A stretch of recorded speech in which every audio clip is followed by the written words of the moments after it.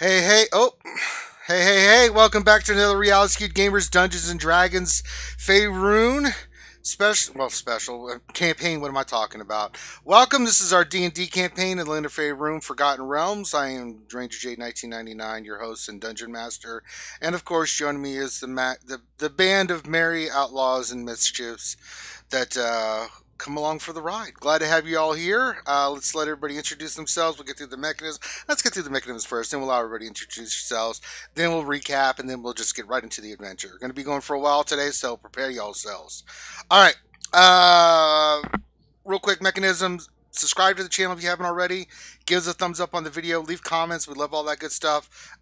If you haven't already, check out our Patreon. And real quick note, Finn, you can verify this for me. 5 p.m. Saturday next weekend, we will be streaming during our giganticus majorous streamus for the ACS American Cancer Society, where we will be raising money for the half marathon we are running in April of next year at Walt Disney World. We got a big event on Saturday, and we'll be running D&D on the 15th, or I'm sorry, at 5 o'clock p.m. on that day. That is correct. So on the 15th, we'll be starting a mega stream, so a 12-hour stream starting at 8 a.m. And at 5 p.m., we will have the D&D portion. It'll basically run to the end of the stream. And during that time, if you would like to donate and torture us at the same time, we're going to make some things available on our Tiltify where you can donate and have monsters dropped on us. And so we're going to have all kinds of fun things available for you guys to help basically kill us off. So if you wish, you'd be able to kill us off. So so join us on next Saturday on the 15th at 5 p.m. for Dungeons and Dragons. All right. That being said, let us allow the characters and people to introduce those characters. We'll start with you, Dr. Finn. Who are you playing as? I am Oregon, and I am a gnomish bard, and I am no misfit, sir. I am a lord. Shut up, Finn. Eustace not here. He is the Dwarven Cleric, so we'll go ahead and get him introduced. Grim, who you playing as? And Grim sorry. I keep on forgetting that I don't have push to talk on this version of Skype. Oh, I'm playing Morngrim the Rogue, also known as Steve. That's wrong. Why do you say that? You're not. You died. Corinth. I'm playing Valron, your half-elven Genasi wizard. Very nice. Teals. Playing Celestra, Wood Elf Druid. And Johnny. I'm playing as Rogaris, your dwarven soldier. Fighter. Connoisseur of crappy ale, you know, that kind of stuff. We also have some NPCs that I control. We've got McCarvin the monk, and we also have Kada the blue dragon, the adopted daughter of the group, shall we say. Let us recap where we stand in the Land of Faerun. So previously in our last encounter, the party had gone back to Cormyr. They had established, we had a time jump. They had become knights of the realm of Cormyr. If you want to know all that stuff, you can go back and listen to the previous episode. But they had started trade and had created, through a lot of things, had set up, they had gotten a new keep that they were responsible for, manor keep that they ran with a huge wall. They now have a mercenary group under their watch. They're all knights of the realm of Cormyr and a protectors of the city of Arabel. As part of the deal to be granted this land, they are now in trade and representatives of House Traylon and House Newcastle through Arclath. And so they had been working for these last 3 months to not only establish all this stuff and get everything in order and get the trade caravans going and get trade started, and you know, everybody had stuff going on. On top of that, some of the characters decided that they wanted to multi-class. They had reached a level where I, as a dungeon master, allow people to multi-class, and a couple of them did. Oregon had started into his learning about his sorcerer powers through the help of Amaroon and Velron, discovering the magic that he had well outside of his bard capabilities, to be able to, something that he had inside him, but to be able to help Kate along the way as she was learning about her magical affinity and things of that nature. Also, the other transition was Morgrim the rogue is no longer a rogue. He is now a disciple of Saloon, a monk of the Order of the Old Brotherhood, and is the student of McCarvin. Him, along with Kada, routinely daily go through rigorous training and torture as he begins them on their path to the monk. Kada does it because she thinks it's fascinating. Poor Morgan does it because he wants to be just like McCarvin, and has begun his transition to the monkish ways. Those were the only two. Other characters have some other things that they did, upgrades and gear and things of that nature. So everything was going great in Cormyr. Then, recently Amberun and Leosin, who is the monk that they had saved from the cult of the dragon in the camp that they had basically... Genocide is the best word I can use for what the party did to those poor bastards. I mean, they killed everything. It's like a wrecking ball. I think Corinth alone had 3 fireballs that drastically reduced the population of the Cult of the Dragon. So they had wrecked Leosin. They'd had a meeting previously. You can go back and listen to it. But they were looking to get more information. There's a lot of stuff still going on with the 10 and other things, but nothing had really been happening. They've been getting set up, and then Amber and Leosin showed up, said that they'd had some information from a paladin, that they needed to go with Leosin and go to the town of El Terrell. And I'm going to switch so I can show this on the map, so give me 1 second here. I do have a wonderful map that we have for this. Come on. Quit fighting me. Come on. Alright, the players should be able to see this. Let me adjust the map. So they went to El Terrell, met up with the paladin there, had a meeting with the Onther Fume. It was the paladin Leosin had mentioned previously. It was at this meeting that found out that Leosin is part of the Harpers. Well aware of the Harpers because Amarun's one of the heads up in the Harper organization. They've been, some of the party members have been thinking about going to the Harpers.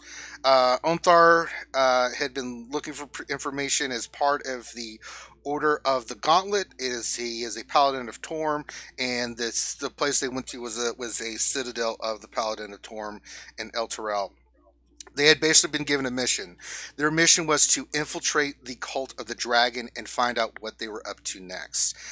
They found out through their contacts that they were going to be, if I can scroll down a little bit here, from Eterel, that Baldur's Gate, that there was going to be a big shipment heading out from Baldur's Gate that they were going to have to try to. So basically they were going into disguise.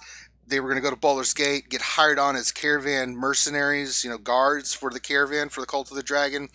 So disguises were furnished through magic and other means, and so they came with their new identities and left El Terrell and basically got on a boat where poor Oregon was sick as a dog, and Kada thought he was going to die because he threw up everywhere. But they did make it in 2 or 3 days' time. But I did clean it up. Don't forget. I was cleaning it up as I was vomiting. You're trying to be nice, but everyone avoided you because they thought you were literally going to die. You looked like death. And some of the other people were avoiding you because when you threw up, it made them who were right on the edge want to throw up. So you were kind of left alone with Kada, who was just like, "Why are you throwing up so much? I don't understand." So you guys got to Baldur's Gate. You had a day. You went to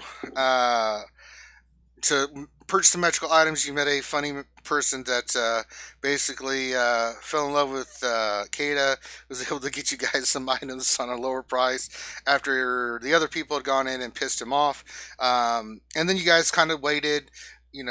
Oregon played his music, made some gold like he always does. And you guys found out through your contact there a local caravan person that did repairs and things of that nature for all the caravans that went from Baldur's Gate and trade here. Got you in touch with the city portion that ran where everybody was hired at. You guys went there. Sure enough, Resmir, they showed up along with the Call of the Dragon. They went through, turned down a lot of guys, saw you guys. You were able to persuade your way in as caravan guards, and you guys became guards. And you guys have been on the road for a while now. You're heading to Dragonspear. You guys have made it through the Troll Claws. No one lit a fire that night because where they're going through the Troll Claws, because there's things, Path of the Dead, things of that nature that nobody wanted to test the waters on to see if they would actually get hit by a bunch of undead. So Wargren thought about it, but then McCarvin slapped him in the head and said, "I'll kill you," kind of thing. And then made him go train for 2 hours. So that is where we stand. We are on the road. It's going to be a while. We're going to be on the road.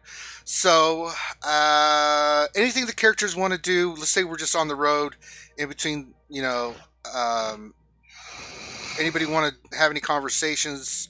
You guys also hired on 2 additional guards. Now, the caravan consists of 5 Cult of the Dragon wagons that you guys were responsible for guarding. There's a bunch of other wagons, and as you guys have been traveling in little stops on the way, some people have gotten off. Other caravans have joined in. So the amount of the wagons fluctuates. You guys have not really interacted with anybody. You've been keeping to yourself, performing your duties. Cult of Dragon does their thing. There's 2 assigned to each dragon. The carriage that's supposed to be carrying Resmir, you guys are a little suspicious. They haven't come out of there. But you guys haven't pushed the envelope on that. You're just doing your job so far. So we've been at it for a little bit. You guys are on your way to Dragonspear. I think we've gotten to Dragonspear, if I'm not mistaken. So is there anything before we get to Dragonspear that you guys... I think you had gotten there, and that's where we left it off. Am I right on that? I thought we were just about to get there. We were just about to get there. Okay, so... Okay. That being said, anything you guys want to do? Yeah. Rogaris was thinking of trying to learn a few additional languages. Sure. Sylvian, in particular. Oh, you want to learn Elven, huh? Yeah. Oh, well, who do you want to learn from?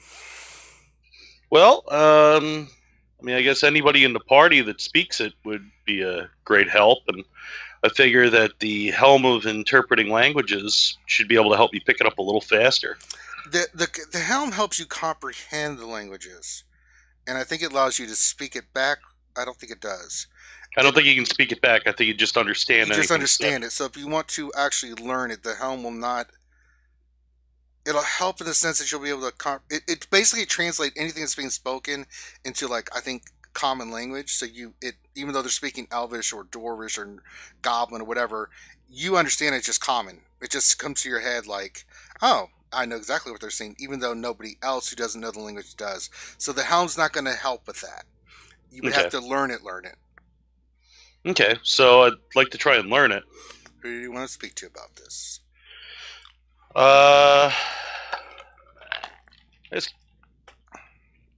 This Valron speaks it, so does Celestra. Go talk to them, whatever you like. Can I approach both of them at once, or? Well, yeah, if you want. You can say Valron and Celestia, they're not together at the moment, but you can speak to... let's just say it's one night you guys are at your fire, you're cooking, and you camp for the night, and Valron is showing Kata some things in a book, and, because, she is just into learning. Celestia's doing her thing. Approach them. Hey, Celestra and Valron, do you have a few moments to speak? Of course.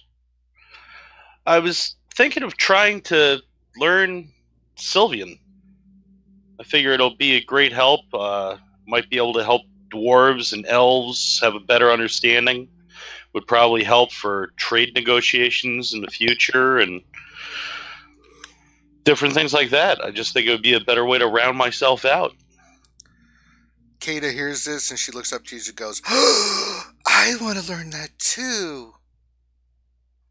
I said, I believe you could throw my name in that same arena. I would like to learn it also. Unfortunately, Celestra is probably the only one amongst us that speaks it. McCarvin looks over and is like, I know how to speak it. I stand corrected. So does McCarvin. But I'm a little busy doing other things. Celestial, are you available to people, these students, in the art of language? I can speak it as well. You are busy. Go do your exercises. I mean, I speak Elvish, but not actual Sylvan. Is Tills there? Sorry, here. Yeah, I have Druidic and Elvish, but I don't have specifically Sylvan. Is Sylvan specifically in the game? I just had a brain fart again. It is. Okay. There is a specific one. McCarvin goes, God. I'm becoming more of a teacher than less of a fighter. What is this? Yeah, like, and then Katie like goes, all of a sudden he sees 7 McCarvin, eyes. please! She gives him the puppy dog eyes. He's like, oh, that is so wrong. That is so goddamn wrong. All right. After training, we will have lessons of Sylvan. Anybody else want to learn Sylvan? I guess I should learn it. I just have basic Elven. I thought that was a form of Elven. So, yeah. So Sure. Sylvan like High Elvish, or It's a form, yeah. So it's more. How do I describe? It's like Quenya and Sindarin in Lord of the Rings. It's just another form of language of the Elf speak. I'm not going to spend the next hour explaining the differences and stuff, but Closer to the face side, right? yeah, very much so. So, yeah. And you know that McCarvin, because of his monkish habits and his study habits, has learned quite a lot in his long life. Makes you wonder, how old is McCarvin to know this many languages? He actually knows quite a lot, which has impressed you, Valron, because the list of languages that he speaks and stuff is pretty impressive. And you know that monks have an affinity for this kind of stuff. So he's like, all right, Valron, Lady Elf, my disciple, my other disciple. Anybody else want to learn this language? I'm always up for learning another language. I knew you were going to say something, Oregon. I hate you so much. All right, everybody, we're just going to learn this language. yay! All right, so after training. But after training, what are you doing, Morgan? You put your handstand better. You see Morgan trying to sheepishly peek over, like he's like, haha. And 200 push-ups. Katie, you get out there too. She's like, oh. And she goes out there and you guys start doing your exercises. So, every night you guys will learn Sylvan. It's going to take you a while. So it'll take you...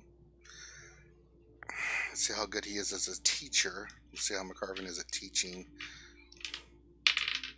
God damn, he's pretty good, actually. I rolled a 16 natural. I'm like, well, okay. Have we found anything he's bad at? Oh, yeah, he's failed at a lot of stuff, remember? He's had some moments where he's like, oh, shit. And you notice, Morgan, that, and only you, Morgan, you and Kada, he's showing you also the way of shadow. And you see that he's picked up a new trick, and he shows it to you guys. You guys are off training, and he's explaining to you how shadow camouflage works. He's incorporating it into your martial arts and your moves. So he teaches you how, eventually, how he shows you how he's able to basically teleport from one shadow to the next, and what's going to involve the training with that. And he also shows you a new thing you've never seen before. At dusk, at night, he shows you something really cool. And he explains that he can do darkness and other things because he's a drow. But he also shows you something that only he can do. And for the first time you see him, he's literally in front of you, and then he's gone. Like, gone. Oh, nice. He disappears, and then he appears on the other side. You don't know this. You can't see it. Kata picks up on it because her senses are a little bit better, and she's like, "Oh, I want to learn that." Like, no, you will do your training, and maybe you'll learn it, but you will study sorcery and magic, young lady, first. She's like, "Oh, but you." He looks at you, Morgan. He's like, "You will learn this eventually, if you so choose, but it will take a long time to learn." That is really cool. But you guys are going through, and he's starting to get you guys more into on this. While you guys were at the keep, it was more about just basic maneuvering. Now he's starting to incorporate a couple other martial arts, so you're starting to get into the sync of, the philosophy of the martial arts. So that's what he practices with you guys. There's some meditation involved that he has you guys do every night before you go to sleep. Because you see, he doesn't sleep; he meditates all the time. You see Valron able to do this too, but for Mercarvin, it's more of a spiritual thing. So you guys start doing that. So you guys finally get anything else anybody wants to have interaction with? That was really good. No? Yes? I want to do something, but it's not necessarily an interaction. Sure. What do you want to do? During the course of this travel, I want to try and get a read on the other two people that are part of our immediate caravan group. Aha. Do you want to do this? You have to do this through talking. I mean, you can try to make some kind of perception checks, but you're not going to really know. That's essentially what I want to do. I don't want to. I'm not talking to them, so I want to just try and maybe gauge something from their actions as much as I can. Well, you know that there's a human and then there's the gnome. Who do you want to kind of focus in on first? Let's go with the human. Okay. Would it be a perception, insight? Which one would I roll? It's perception if you're not going to talk to him. It's an insight if you want to talk to him. But you'll learn more by actually speaking to them. Okay. It's up to you. 17 on perception. So I'm not going to talk to him yet. I may talk to him later, but not yet. Okay, so you're doing the human. Very... You kind of know that he wears a wool cap, but it doesn't hold the fact that he has a shaved head. You can tell, but he's always wearing that damn hat. And you see that there are some tattoos there. Nothing you can really figure out. Make a history check. Okay. 21. Jesus Christ. All right. You get a sense that one of his tattoos speaks that he is from Thay. Okay. That's it. You don't know anything else. Like Fae lineage, you mean, right? They're not of location Fae, but like No, he's of Fae lineage. He would be, you would assume, from Thay. He is a thing. From Fae? Yeah. With an F? T-H-A-Y. Oh, T-H. Okay, I thought you were saying Fae, like F-E-Y. No, Thay. Okay. I thought I From pronounced Thay. it correctly, yes. Thay is in Finthak. Okay. No, sometimes it's just a little hard to hear like the enunciation on those. Okay. Yeah, I thought I was pretty clear on the enunciation. Using diction and proper pronunciation. Right. So he is from Thay. That's all you know. T-H-A-Y. Okay. You don't know anything unless you talk to him. Nope. Don't need to know anything else. Do I know anything about Thay? Like, yeah, you know that Thay is south, ways away south, west. What'd you roll for history? Sorry, I don't have it up. 21. You know that the Thays have been at war with Agaron. You know the Witch Queen of Agaron. You know that the reason Thay has never been able to do anything is because of her. She's one of the Seven Sisters. You know that they are ruled by a necromancer, Zazastam, or Zastam, Szastam.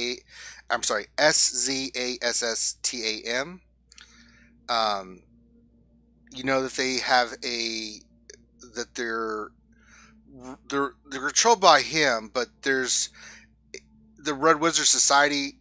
They are known as the Red Wizards. That there is a specific wizard for each form of magic, whether it be, you name it. There's one that necromancy, transmutate. It doesn't matter. There's one specific wizard, and they're very powerful, that run that specific part of magic, and that they is very, very much an evil country, very warlike. The only reason it has not done what it's done is because of the Witch Queen of Agaron. So the people from Thay tend to be evil? Is that what you're saying? They're a very pressed society. No, a lot of slavery there. The warriors are, they control demon armies if they can. They control their armies of undead and things of that nature. They will do whatever it takes. They are pretty much an evil country in the view of others. But not everybody. But that's come individually, people are scattered like normal. from... Right. Okay, I got you. Okay. But, Yeah, so works. you don't know his story. Yeah, I don't know his story. Just overall general. Okay. And then the gnome. Roll a perception. 14. Harder to read. I mean, Okay. she seems... Can I use lucky or no?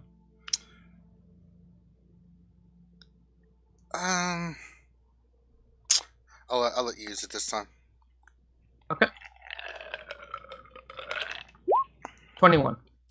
All right. You know, she seems...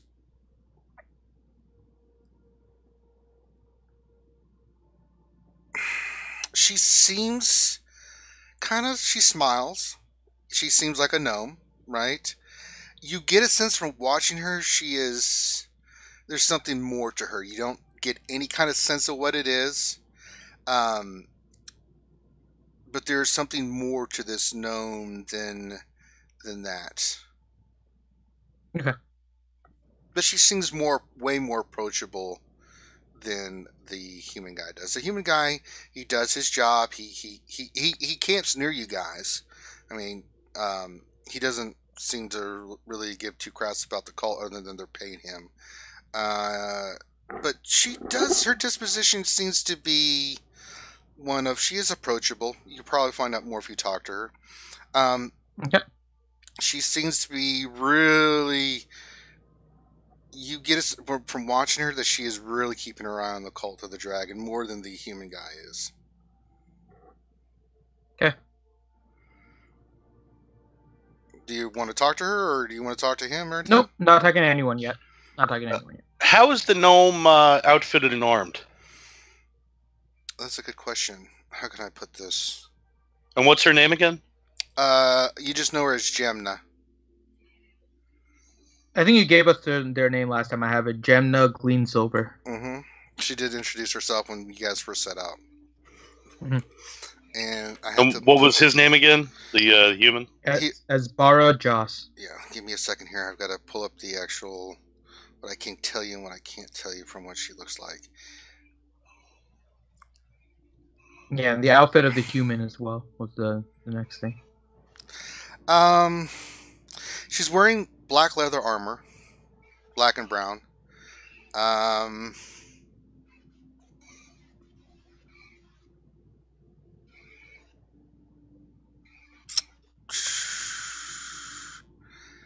You get a sense she is...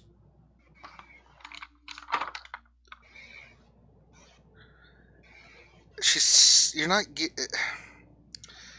You get a sense that she's a spellcaster, but she's something more. You've seen her kind of mess around and, you know, do little things here and there, but... They have big weapons on her, or...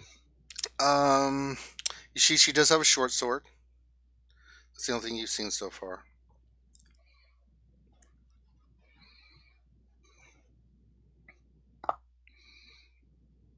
Does she camp near the group normally or further away? She stays pretty close to you guys, but she doesn't really interact. She's, you know, when you guys say hi, she smiles and, you know, she says hi, and, you know, you don't get a sense if she's good or evil. I mean, you didn't ask you guys if you guys want to probe, but she just seems very down to earth, doing whatever she's doing. She seems like she's more guarding than anything. Does she have any daily routines or anything that she does that we notice? Same stuff every day. You know, that's what you get from Oregon, you know, kind of watching her.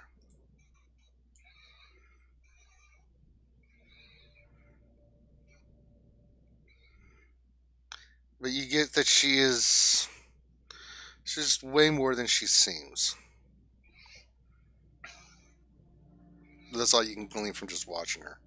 She seems pretty jovial though. She's I mean, got that known smile, and she goes about her business. She's very professional, and that's about all you see.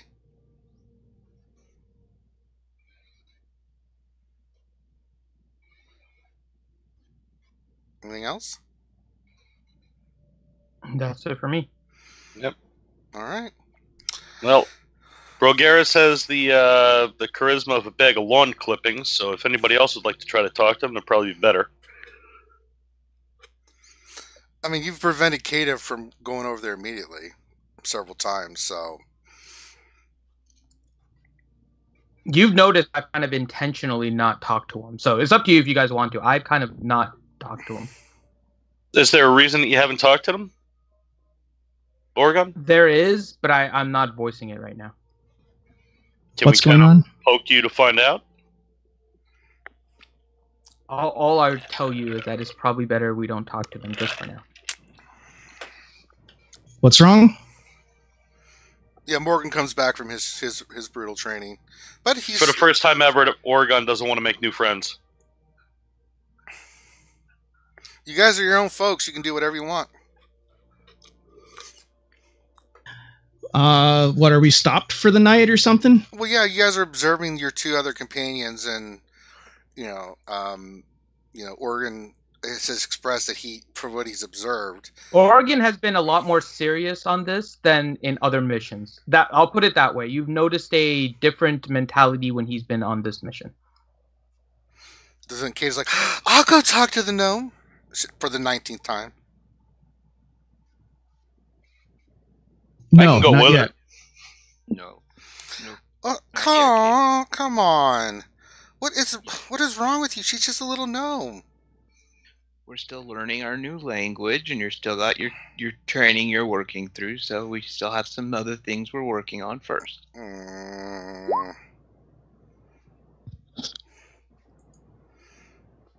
right. Anybody else want to do anything? When we do stop for the night, yeah, I'll like, when we're getting food prepared and stuff, I'll take 2 plates of food over to the 2 guys. Okay. So Morgan and his newfound monkish light. Joss, I mean the human guy thanks you, but he doesn't really say anything else. He seems very apprehensive to you, but he does thank you. And ask you what your name is again, and you tell him it's Morgan, and he's like Asbra, and he gives you a head nod and thanks you for that. When you go to Jamna, she's like, "Oh, thank you. I was wondering, I was almost getting ready to come over there to you guys. This has been silly, and I know we've been on the road for a numpteenth of days, but we are guards together. We should work together." But I didn't want, you guys seem like a little group, and I didn't want to just come butting in and stuff. Well, usually we take a couple days to get used to the go-arounds and whatnot. I felt it was time. Well, thank you very much. I mean, thank you for the food. You're welcome. And you should come join us. Really? Okay. So she grabs her food and she walks over there with you. Can I give a quick reminder for people, since just kind of out of character really quick for everyone? Yeah. Since it's been a week. My disguise is a halfling, and my name has been Sanmo this entire time. Just right, that's as why a reminder. Said, yeah, in the beginning, if everybody missed it, the guys are under disguises and stuff. So. Oh, I know, but I've given myself like a specific name and everything. That's why I'm trying to because Johnny had said Oregon before, so I just want to make sure that he remembers. I'll say that you guys remember, even though you're saying your names in game, you guys are still under cloak and dagger. So Jamna comes over with you.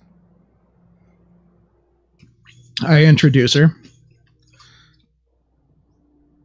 It's like, it's very nice to meet you all. She goes around and shakes all your hand, and she comes up to Kata. Kata just grabs her and hugs her. She's like, oh, she's so cute. And Jamna's just shocked, but doesn't seem to fight it. She's like, oh, okay, dear, you can put me down now. She's like, and she puts her down. And she just looks around like, God damn, that girl's strong. And she goes and introduces, like, my name's Jamna, Gleam Silver, like I told you guys before, and it's nice working with you guys. You guys seem very professional. Well, that's the idea. It gets you employed more often. Yes, it does. So, she sits down and starts eating the food you guys provide. She's like, what do you guys think of our employers?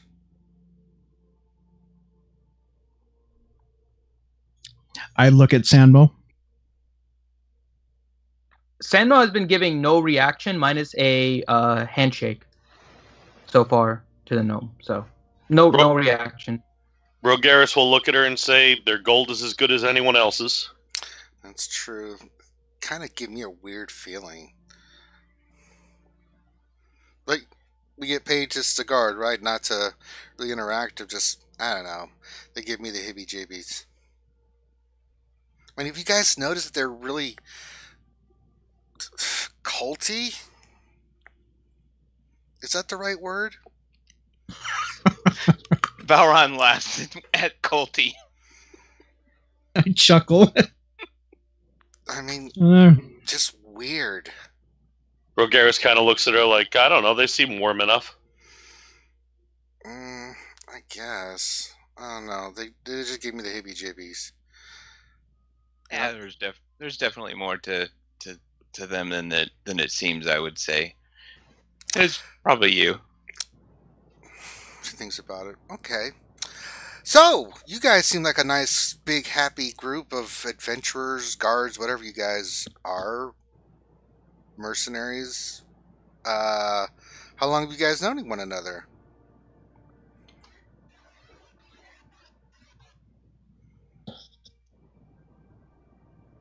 Insert I nudge disguise time. Oregon.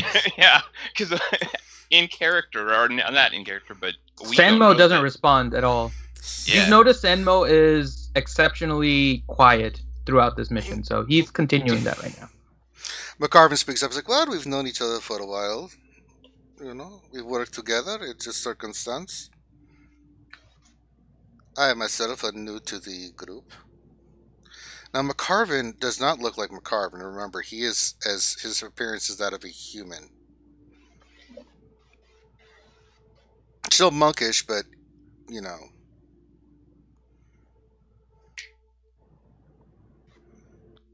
Nobody else says anything?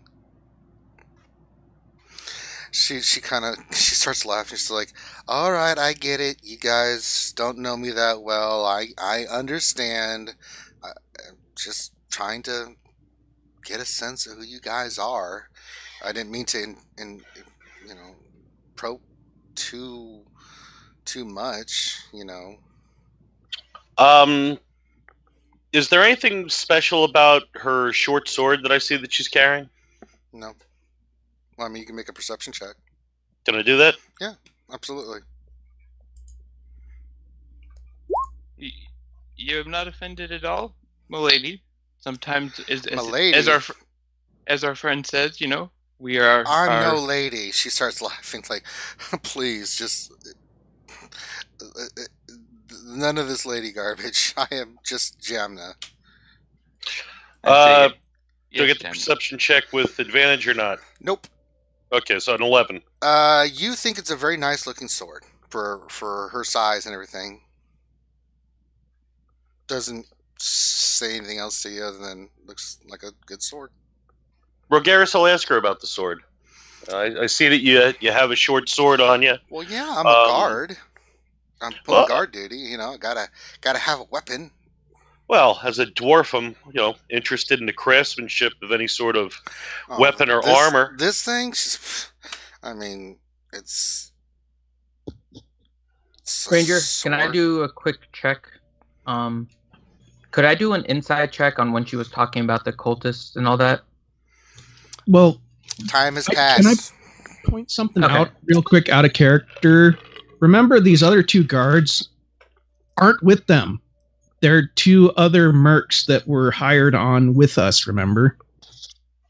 Yeah, Valron made his usual weird comment, like usual, so... Rogaris just in is trying case to find people- a common thing. Yeah, she hands over the sword. Like, you can look at it. It's nicely balanced, especially for such a short sword. Well, yeah, I paid for it to be a good sword. I mean, she looks at your weapons. She's like, "Are yours unbalanced? So when you go into fighting, that it makes it harder to hit things?" No, I'm just saying that normally it's very difficult to get this good a balance out of such a small sword. She looks at you weirdly, like,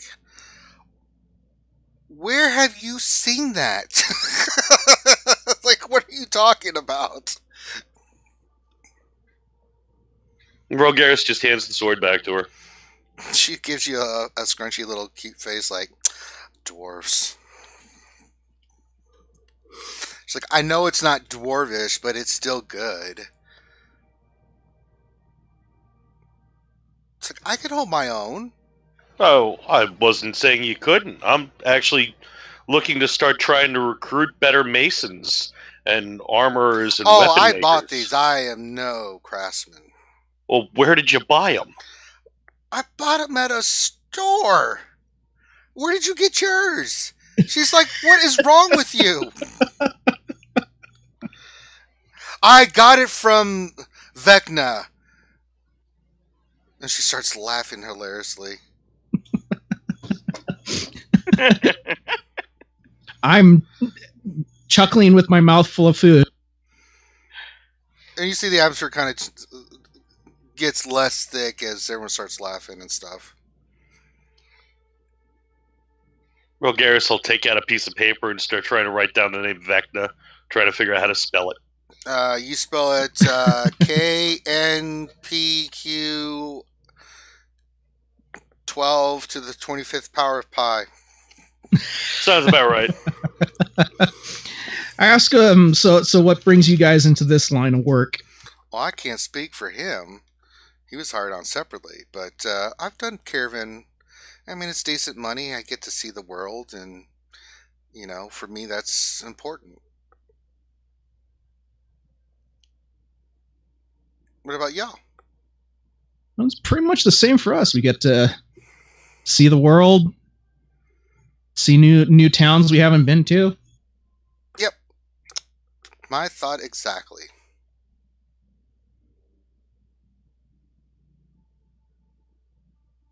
And she finishes. I've been around elves for most of my life, so this is all a new experience for me still. I think it's a new experience for all of us.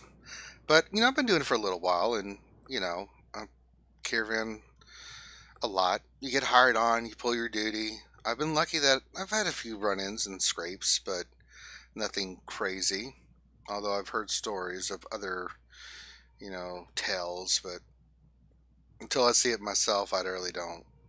You know, it only makes sense until it happens to you, right? Or it doesn't make sense until it happens to you. But these are stories of the road. Very true. But, you know, I appreciate you guys bringing me over, but it is late and I am tired. Thank you so much for the food. And if you guys don't mind, I'll hang out with you if you don't mind, instead of sleeping by myself over there. You know, I don't mind It's pulling fine by me. guard duty or anything. So, if it's all right with the group, she looks at you, Oregon. If He she is fine with it. actively looks at me, Yeah, she's. then I am going to glare at her and try to intimidate her. Go for it. Jesus. Oh, good. I rolled badly. 10. She rolled an 18. She's like, Okay. she smiles at you and winks. It's like, I'll take that as a yes. And I'll be right back. Puts her plate down and goes and grabs her stuff, and she. It's a good time to roll badly.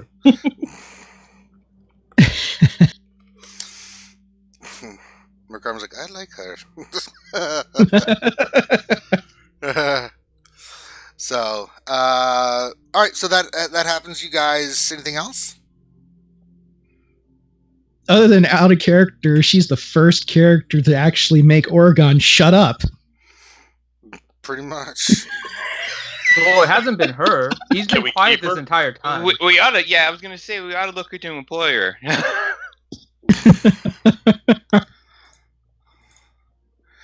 All right.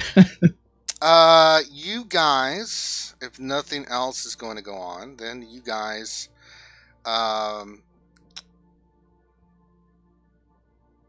get to your next location, which is Dragon Sphere.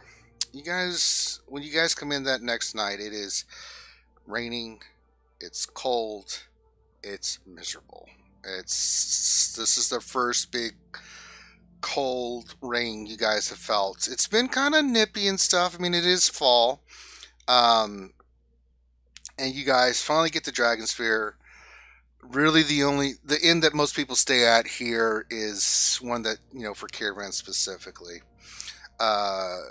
Everyone else is getting the carts and stuff taken out. They, and some go to some other hotels and stuff, stay with their carts, but it is miserably wet, and it promised to be a very colder, wetter, freezing night. And you guys get to this large inn. People break off, go to other places, but the cultists, they're not worried about it. They seem fine to stay with the wagons and stuff, so they kind of take shelter at another location. But you guys go into this inn, and as you enter the warm, comfortable, calm room, you guys are looking to make arrangements for the night, I'm assuming. You guys don't want to sleep outside in the cold, miserable rain. Nope. Yeah. Right. So you guys all go in there. It's weird.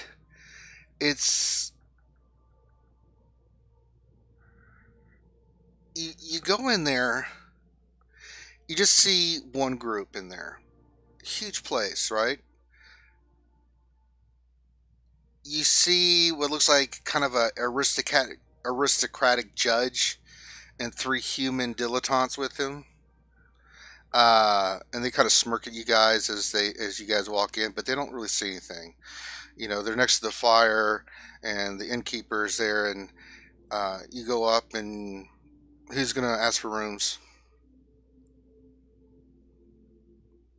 I guess I will. Oh, right. Wow, he's gonna speak. Who? Or Hergon. Or All right, Senmo. Senmo, go. We know who you are. God damn it. It's gonna get too convoluted if you keep doing that crap, Finn. I'm gonna start calling you Potato Head. As long as you know, I know. I'm saying Senmo. I know that you know that I know that you know that I know that you know that we're doing that. All right, so, but you guys feel a sense of relief. It's just miserable outside. Wet. Just it's that rain. That's that cold. Like, have you ever been in that good English cold? Just saps the strength out of you, kind of rain cold. So you guys go into this room. It's very nice, very plush, nice tables, everything. So you go to the innkeeper, and he says, "Good evening, sir." Hello. I'd like a room for me and my friends. We are sold out. Insight? Rolling inside. Am I? 20. Oh, wow. You know that he is, not only is he lying, that he is terrified.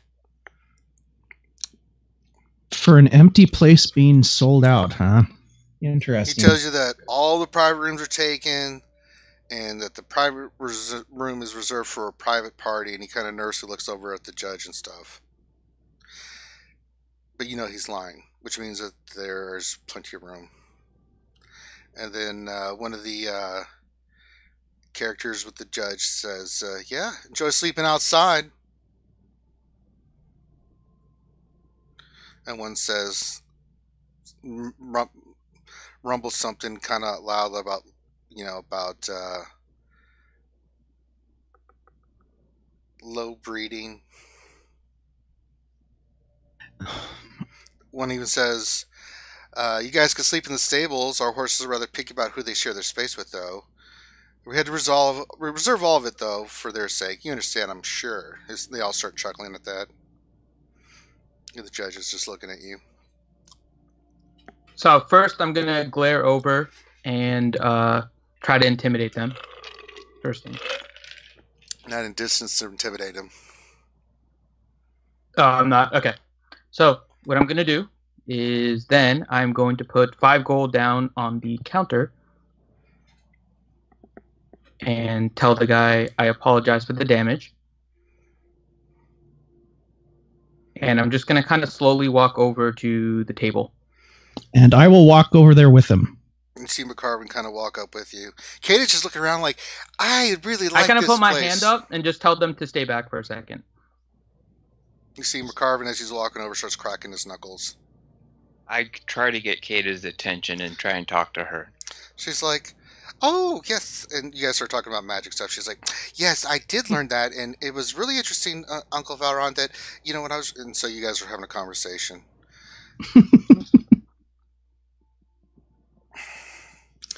So as I approach the table, what is their demeanor? Demeanor and is... do McCarvin and Morngrim stop? I kind of put my hand up, kind of motioning them to stop while I continue to walk. It's up to them what they want to do. But. I look at McCarvin when Oregon does that. He just gives you the nod to follow his lead. I follow McCarvin. And do they stop or do they continue?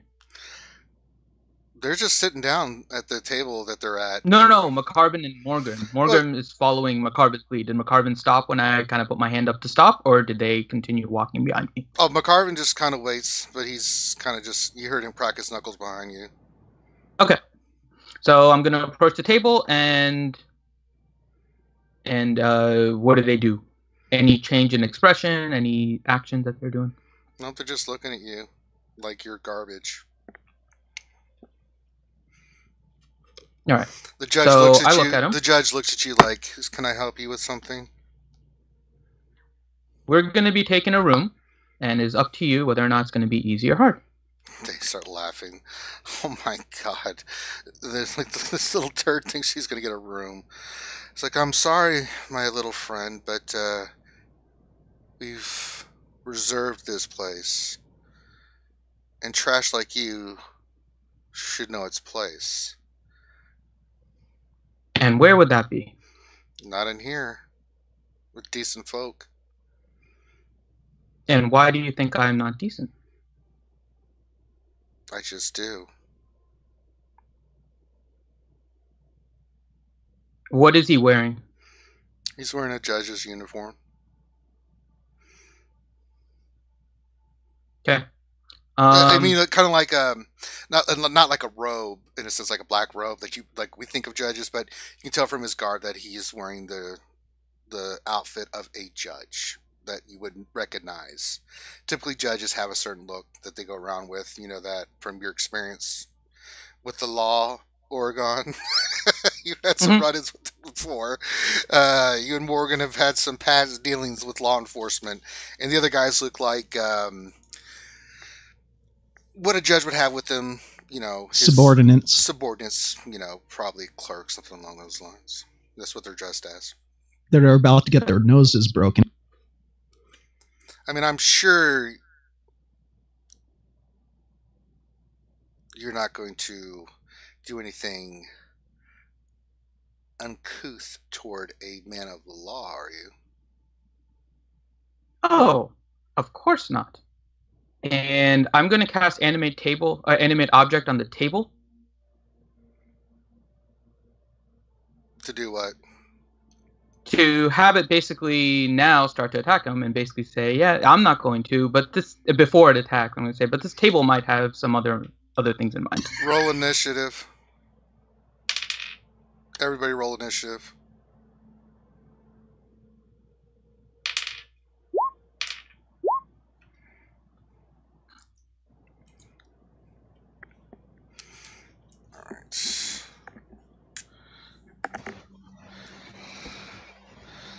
Grim, you got a 28. Yep.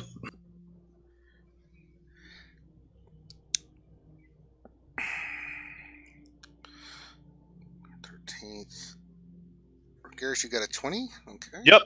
Actually rolled well on for once. Kata rolls a awful.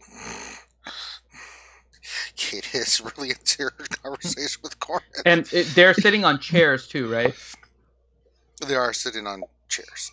So And there's how many chairs at the table? just the 4 that they have that they're sitting in. So Okay, so it'll be the 4 chairs and the table, and that'll max out my available. you can only cast, I think, objects. animate. Is it objects or object? It's objects, and I can do up to 10 non-magical objects, but a medium counts as 2 objects. So I would and a say large counts as 4. So you can tell me table's how kind much of each of them medium. count. So you could do Okay. the table. Maybe 2 chairs, but we'll hold on to that thought. So Grim 28, John, you rolled a 20. Oregon rolled a 14. Carbon rolled ridiculously. Like, hold on. Yeah.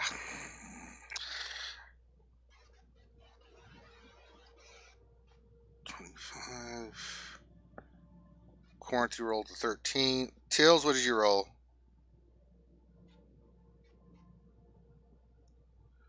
I guess Alicia's.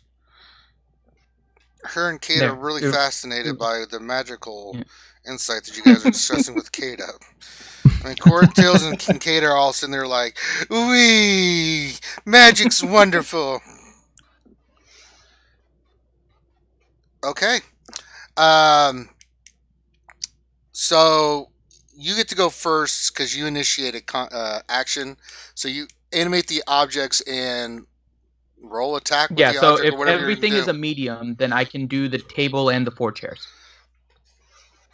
Yeah, so you can get all of it. So they animate and do what? So they basically just kind of stand in front of me. I haven't told them to do anything yet. And I said, they are going to be waiting for me to get a room. How quickly that happens is up to you. All right, so and then you cast a spell. Mm-hmm. Well, I say that after I cast the spell. All right, so what do the objects do? The objects are just kind of floating at this point, like in front of not floating, but they're in front of them, kind of almost poised to hit them, type thing. Okay. Because now their arms and stuff are like moving and stuff. I said, so are we able to get a room yet? Well, that's what you say. Grim, your turn. Mm-hmm. What do you do? I am going to hold my action. Okay. Rogaris? I'm going to get in between Samo and the judge and his people. All right.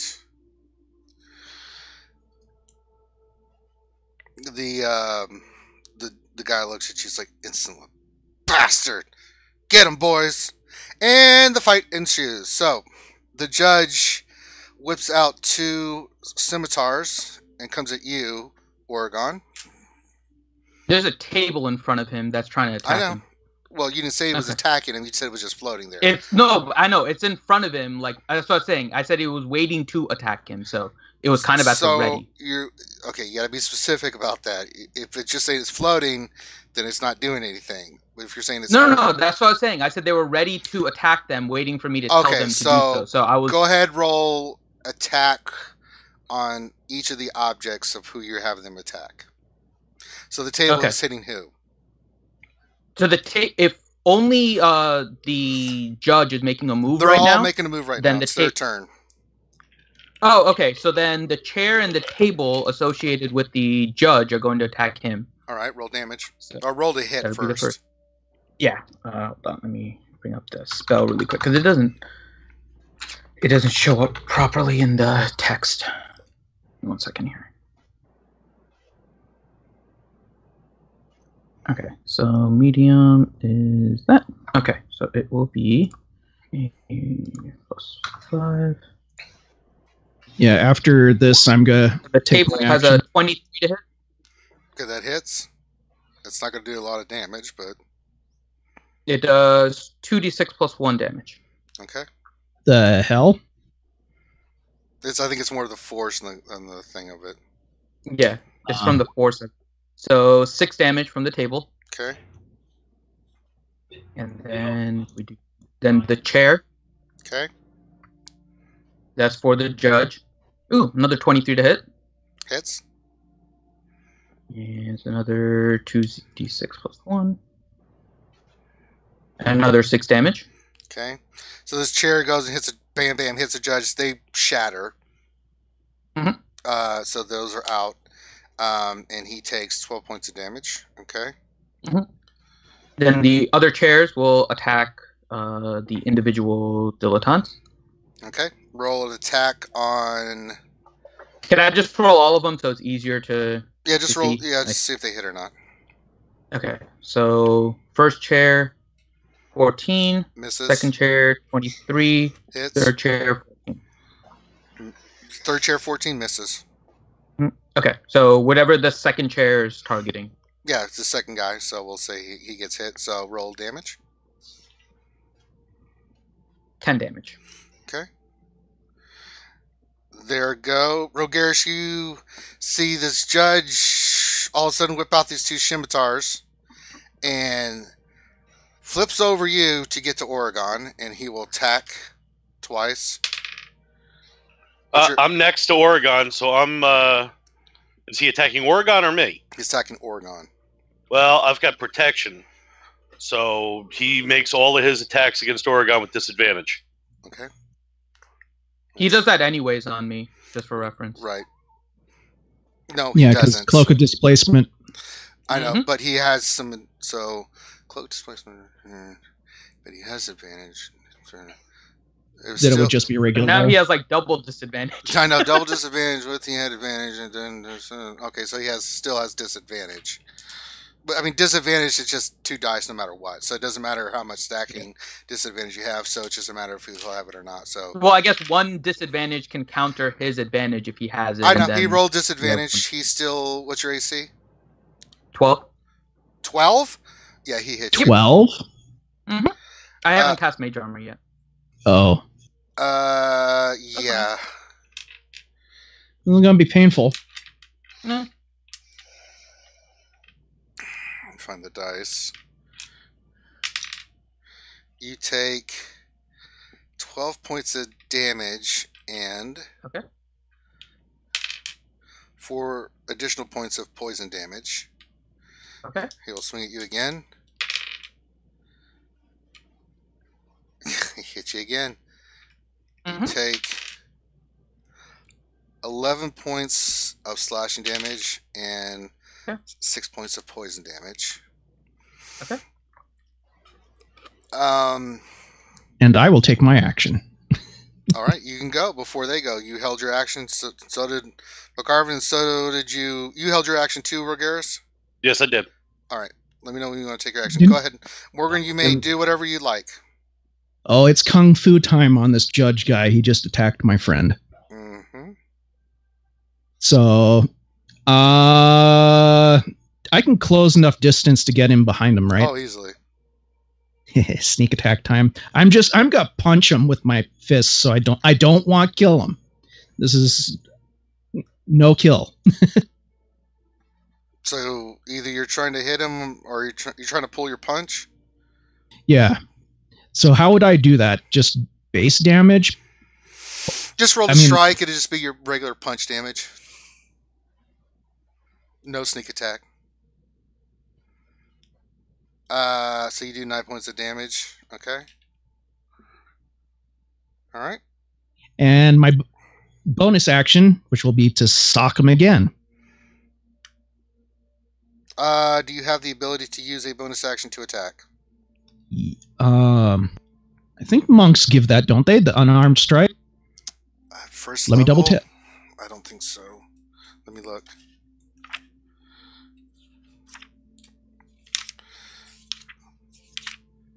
Gets funky when you're multi-classing, but let's go monk. When you use an attack action, you may make one unarmed strike as a bonus action. You may indeed. So go for it. The second one does not hit. But you do give him a good old knock on the old brain dome. Gets his attention. All right. Anything else you would like to do? I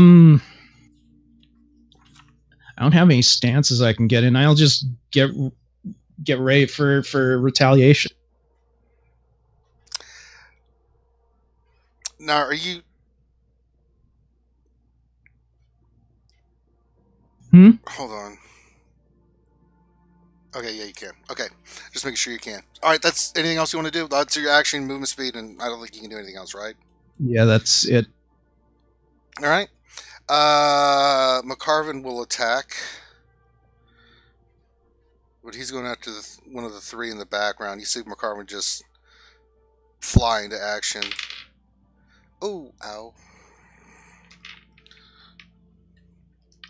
You see him come in with his staff and hit this one guy for, God dang, 15 points of damage.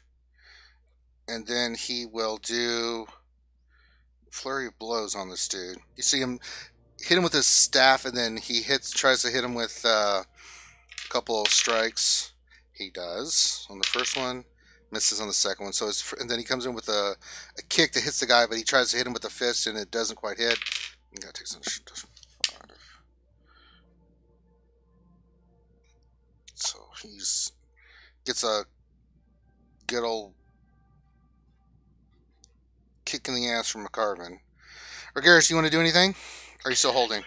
What kind of shape is this judge in? He's still in good shape. Well, now he flipped over me, so he's behind me, so attacking, I should have advantage? No. Why not? Isn't he between me and... He's between me and Rogaris now? But his buddies are next to him. The advantage is not there. It's just a normal attack. Unless you have something that gives you advantage. Where exactly is everyone positioned? So think Oregon. I thought he was Judge, flanked, which is why he would get advantage. He's getting flanked as well. He's got three other guys next to him, so he's not getting an advantage. Gotcha. If he was by himself and there's no one around, then yeah, you would have flank. But there's three guys right next to Rogaris, in between you, the judge, and him. So there's no flank here. You can still have advantage. You still can swing at him.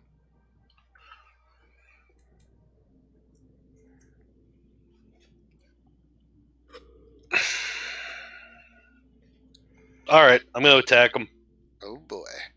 The Dwarven Fury is unleashed. With his new... So I guess it's a 16 since I don't have advantage. 16 does not hit on your first attack. I can't believe that missed with a 14-year-old a 2. Good lord. Second attack, 18. That will hit. Roll damage. 15. Oh, ow. That'll hurt. And, screw it. I'm going to go with, second wind. Go for it. So attack 1. That's a 27. That hits. For 12 damage. Ouch. Second attack. A 28. That hits. For another 15 damage.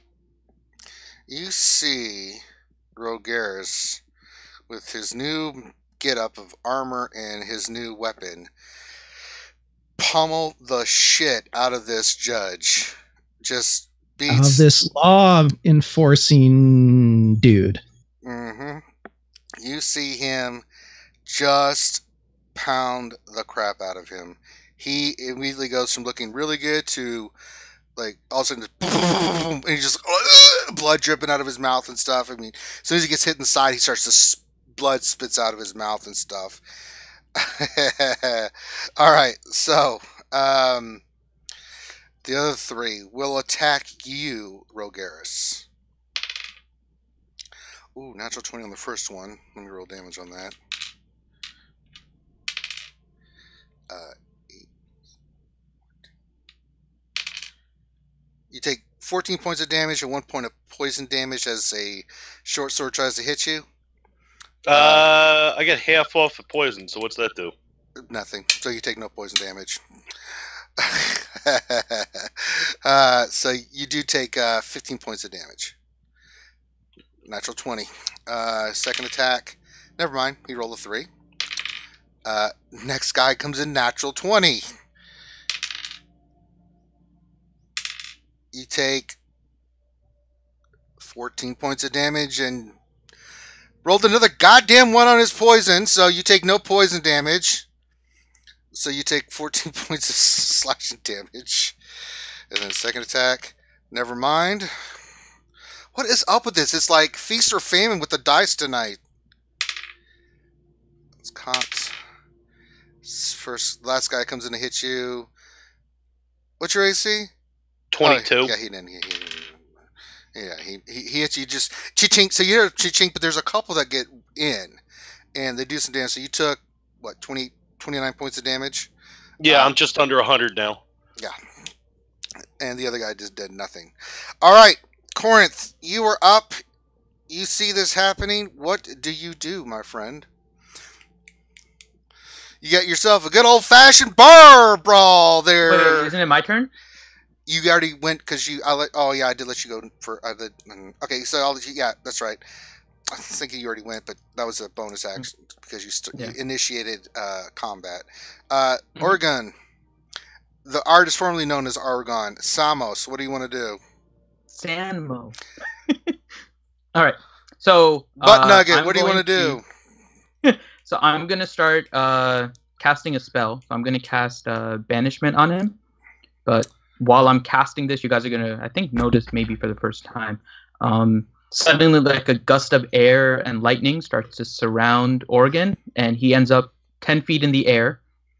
And from 10 feet in the air, I'm going to cast banishment on the judge. What's the DC electric farts? DC save on he that? He needs to do a charisma save of 16. He does. He rolled Okay. a natural 14 plus his charisma, being a judge. Supposedly. He does save, though. Okay. So now Oregon is 10 feet in the air. He looks a magnificent, but you're still figuring out your sorcery crap, Finn. So you point the finger and we're like, aha! Shit! It didn't work. All right, now it's your turn, Corinth. You see that the bar brawl is in full fledged, is on its way. What do you do, my friend? I put mage armor up right now. Okay, that's a bonus action to do that. No, that's a first level spell, so it's an action. Oh, it's an action? Okay. Anything else you want to do? Cantrip? No, not yet. I'll get ready. I'm trying to gauge for how I'm going to have to react with Kada, so that's why I'm not attacking just yet. All right. Celestia. Is Andrew here?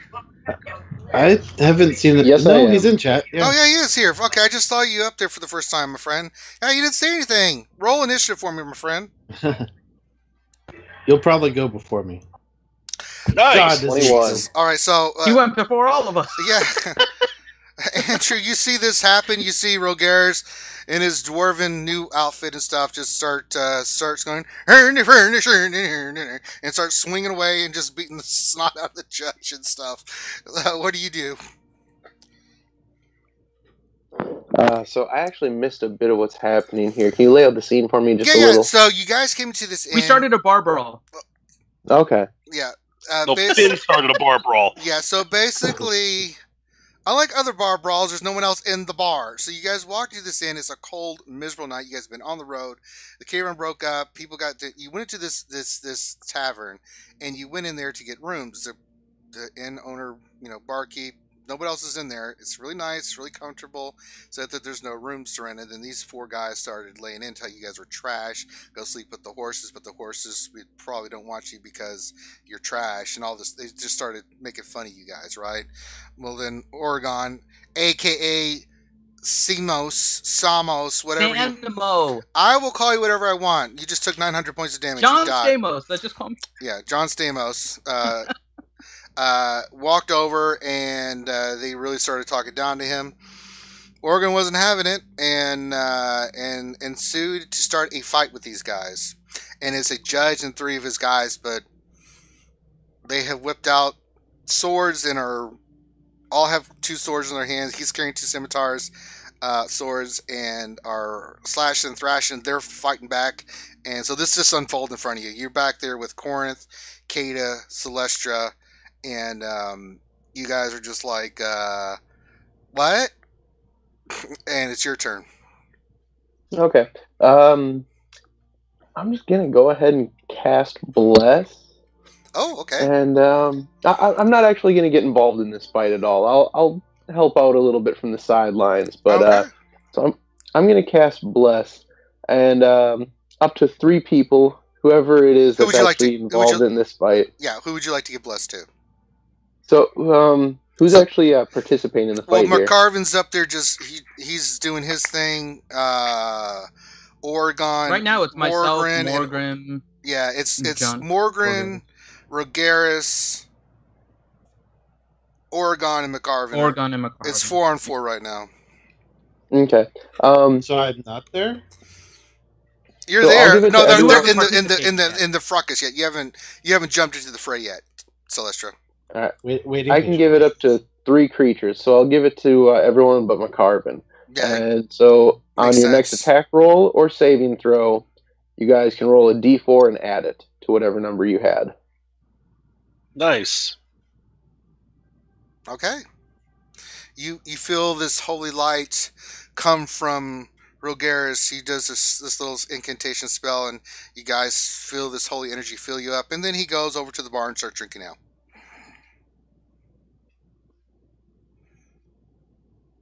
Unless you would like to do anything else, my fine dwarven cleric. Oh no, I don't Yeah, participate no, in see, the innkeeper bar looks at you, brawls. shaking and giving you the drink, and you smell pee. He peed himself. I rolled. And you see that there's 5 gold there, but he strictly gives you the ale because he's scared to death of you. Next up, it's Valron. You cast Mage Armor. Can't do anything else. We are up to Celestia. Celestia, you see what's happening. What do you do? What's the state of the judge right now? He's pretty beat up. He's because he was doing fine. So one that's facing McCarvin's a little worse for wear, but he's holding his own. 2 have no damage whatsoever.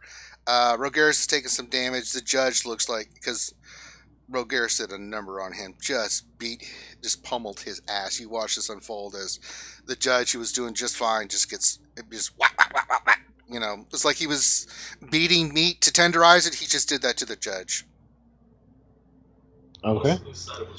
I'm just gonna go ahead and cast Produce Flame and shoot a lovely ball of fire at him. Now, are you sure you want to do that?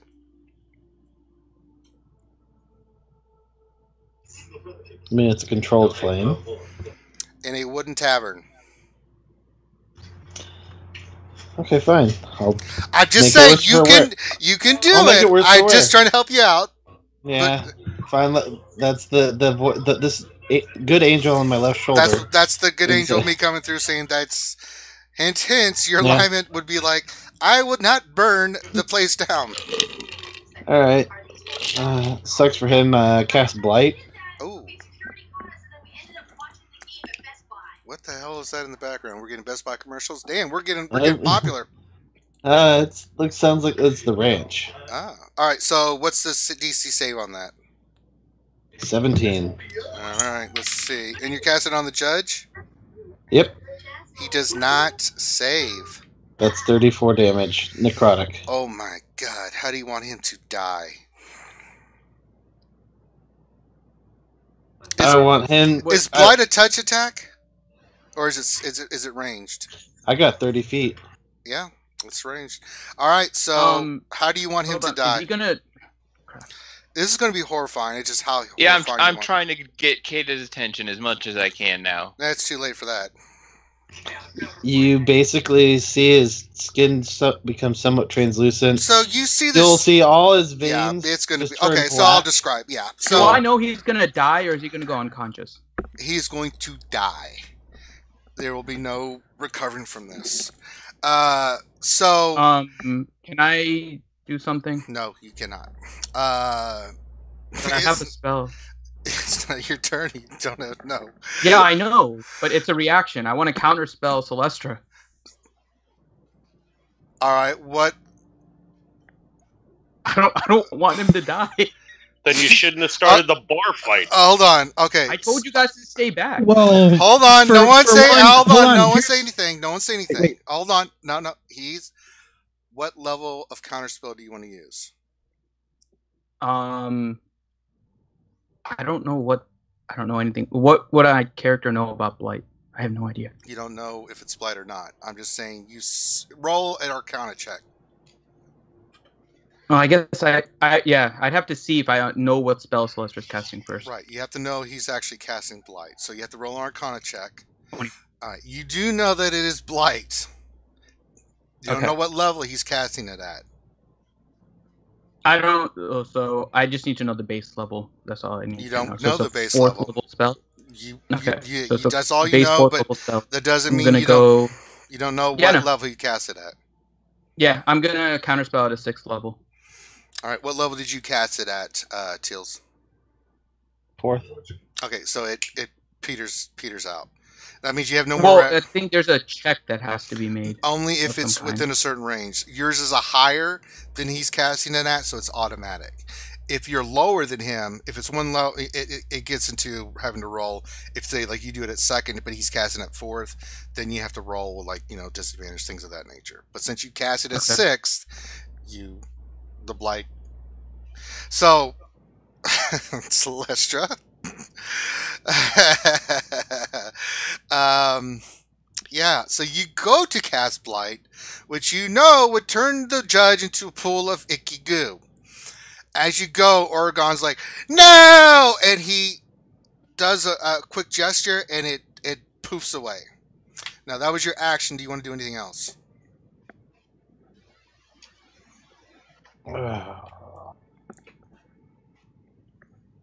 Wait, I didn't mean to do that. That's okay. That's okay. We all know what the Entangle spell does. Yeah. No, all of a sudden, everybody can't move. No, I'm not going to do anything right now.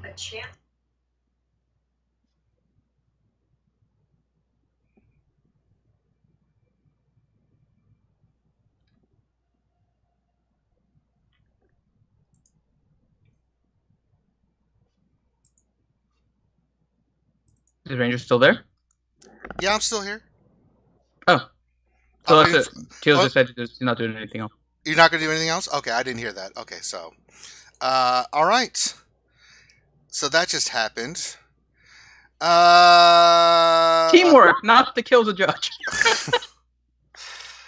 This is getting great. All right, Kata's turn. Kata sees her favorite uncle in the whole wide world getting attacked. And she... But it didn't go. Damn it. Not after... He initially, yeah, so... But she still sees what's happening. And for the first time, Oregon, you see Kata's eyes glow blue with lightning. You're next to her, Valron. You, Celestia, see this. No. And... just instinct, protection. So much for the tavern. It's a reaction. You see her just as a reaction. You hear and she like Naruto, you just see lightning shoot from her breath at these guys. Everybody in the group that's around Oregon, make a dexterity save. Well, I'm 10 feet in the air, so I'm affected as well. No, you won't. That's right, because you're up in the air. But Morgan, make a dex save, and Rogaris, make a dex save. Yeah, I'm screwed. Wow. What'd you roll? A 2. Natural 1. Crit and miss. Oh, actually. no. Natural 20. Okay. So McCarvin and Morgan dodge, no problem. I mean, that's just their natural affinity. Unfortunately, the other guys don't, including the judge. All right, let's roll, see what she does. Oh, no. Oh, no. All right. Well, so much for not killing anybody. Is there any way that I can use protection on the judge? No, he is not an ally.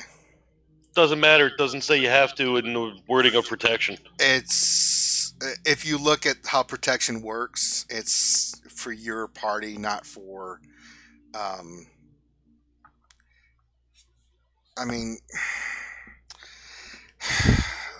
I'll look at it real quick, but I'm pretty sure it doesn't work that way, my friend. I know what you're trying to do. What is but it? Worth a Aura shot. protection, or? But you just used it already this round with Oregon. Let me see.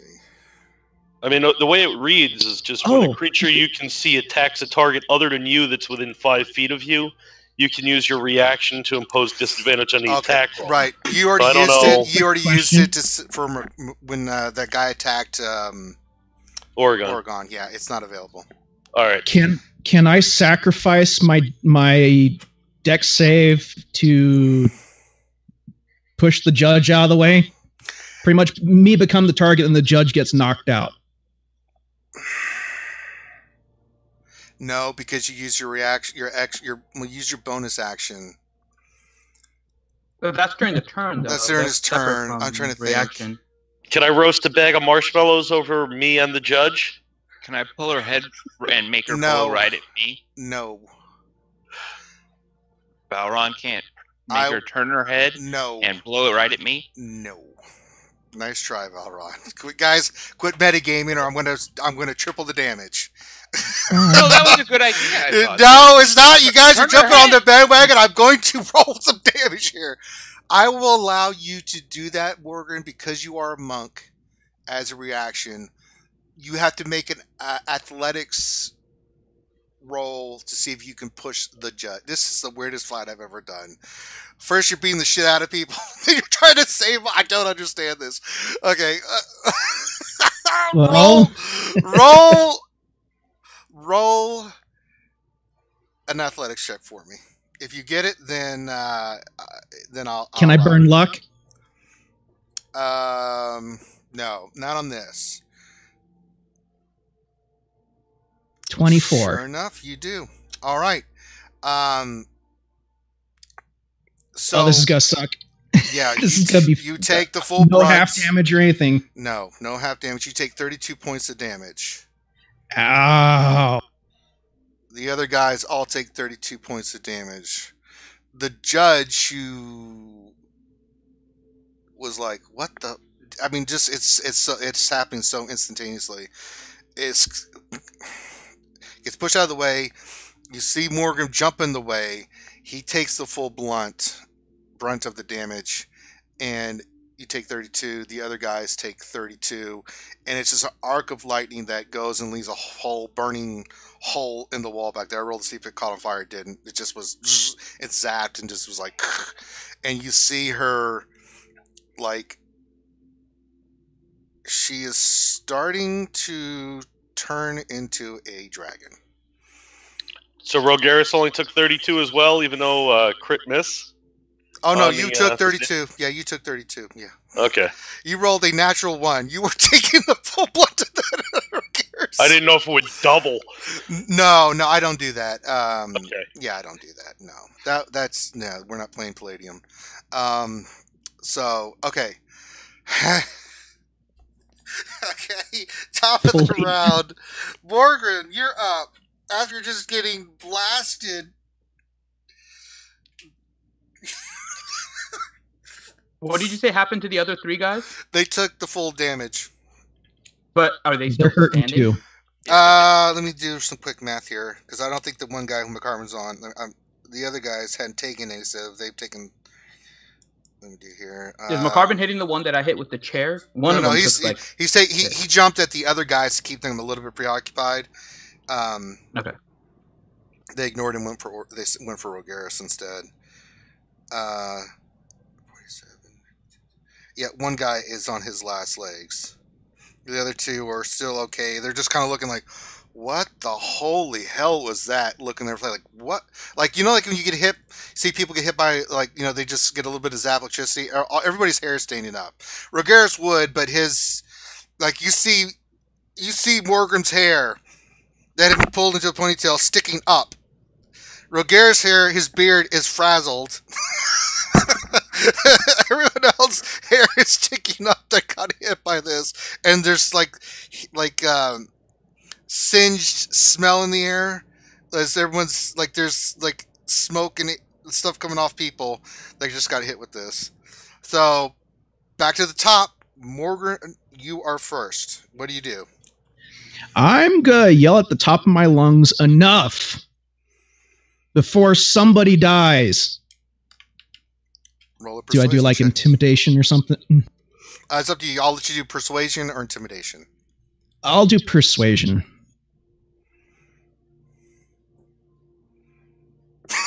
Son of a, can I use luck, please? No, I Damn love it. it. So, with the effects of the lightning still hitting you, Morgan, you kind of stand up and like, guys, come on, let's stop. You meant it to be more powerful, but your voice is gone from the electricity that you just took. So you're like, ah, ah. Like you're like me. So that didn't work because you just weren't boisterous enough to do it.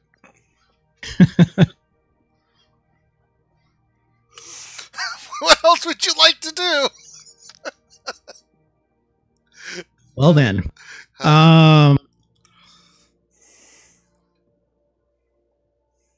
what do I have that I can do? Let's see here.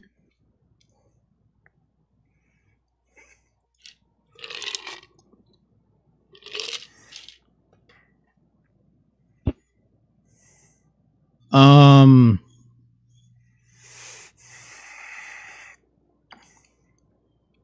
don't know. I'll just go on defensive. Defensive stance? Yeah. Yep. Good move. All right. And you see Morgan kind of, come on, guys, don't stop. Stop it. But he doesn't, the voice comes through, and then he's like, whoa. It goes into this, and you see it, you get a quick look from McCarvin. He looks at you, gives you a wink like, that's my student. You know, he's proud of the stance you've taken. Like, aha, you've been practicing. Next up is McCarvin. McCarvin dodged out of the way, and you see this is all happening instantaneously. So the lightning comes, McCarvin flips with one hand, does 2 kicks to this guy's face that he's facing. Oh, this guy's in trouble. Ooh. Yeah, he knocks him out. So the one that had just got hit by lightning, McCarvin finishes that dude off. He's on the ground, knocked out. Not dead, but he's unconscious. And that'll end McCarvin's turn, so he is knocked out. Rogaris, your turn. Actually, it would be Yusuf. Oh, Yusuf had the yeah, you rolled a 21. 21. Yeah, that's right. I wrote it down, but I didn't put it in the... Yusuf, you see all this happen. You see the lightning happen. You see Morgan try to say something that doesn't really come through, like, and then he goes into a defensive stance. You do notice that Kate is starting to transform into a dragon, and then you see McCarvin, like, he dodges the lightning and just goes whop, and it hits, and the guy that's in front of him goes down. You're up. What do you do? I cast Thaumaturgy. Okay. What are you trying to do with it? So the effect I'm choosing to use is voice booms 3 times as loud as normal. Okay. So I shout, enough! And as a bonus action, I actually cast Mass Healing Word. Okay, so let's do the Mass Healing Word first. That's everybody in range of the spell, right? Up to 6 creatures within 60 feet. Okay, so anybody that needs healing, go ahead and roll. We'll get the healing. So go ahead, let's do that first. Let's see. Gotta pull my dice roller here. I haven't taken any damage, so if somebody needs it'll just be Rogaris, Oregon, and Grim that get the healing, because no one else is taking any damage. I'm also using this on people on the other side, though. Like on the other side of the fight. Okay, so you want to heal who? The judge and they've all taken damage on the other side. So the judge is about to collapse. The other guy is unconscious. And the other 2 have taken damage, but they're looking okay. Who do you want to focus in on with your other 3 slots? I'll do the judge and just whoever. It really doesn't matter. Okay. So that's 9 points healing? Yep. Okay, so they'll get 9. So that guy kind of wakes up and is on the ground going, what, my lord? The judge gets 9 points. Okay, that puts him there.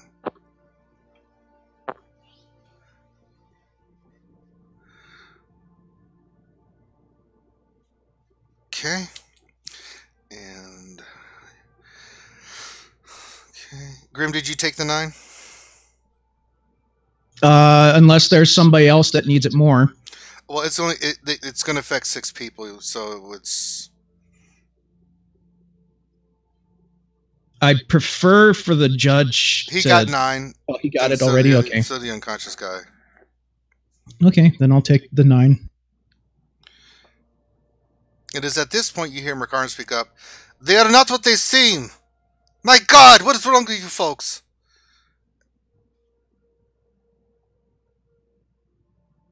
And now it's Rogaris' turn. Oh, unless you wanted to do anything else. Nope. You said enough now. So that would have actually happened before McCarvin did anything, even though it's a reaction. I will say that you do that roll intimidation. With advantage. 15. Okay.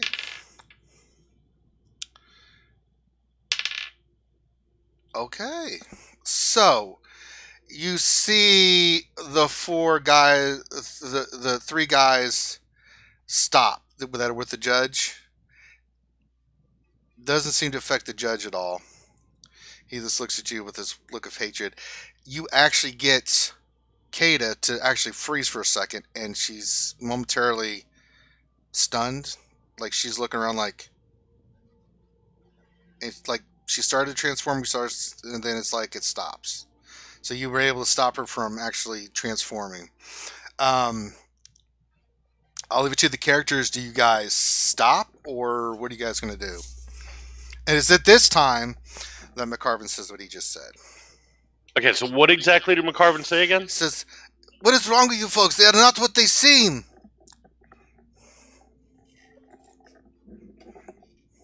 Who does he mean that at? At the 4 you're fighting.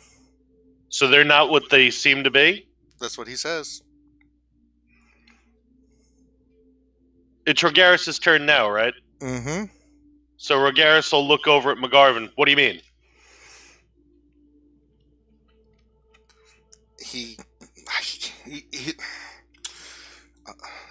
Reaction. He'll say that they're using weapons with poison. This look of like just calmness is on McCarvin's face, like assassins. So drop them or not, McGarvin. He doesn't say anything. He doesn't say anything else. He doesn't say anything else. That's all he can say. All right, Rogaris is first gonna roll second wind to try and heal himself a little bit. So it's a 1d10 plus 11. So I get 21 back. Didn't you just use second wind?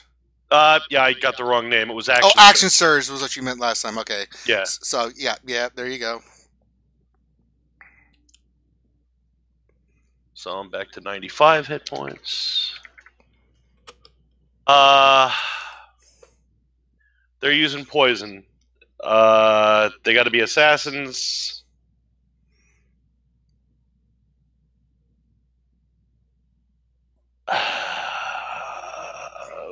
How good is the judge?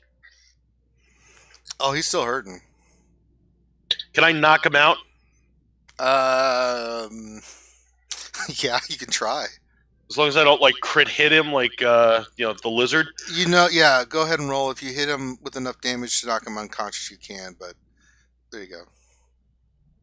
So I rolled a 29. Twice. He's my favorite weapon. Roll damage. So I rolled a 12.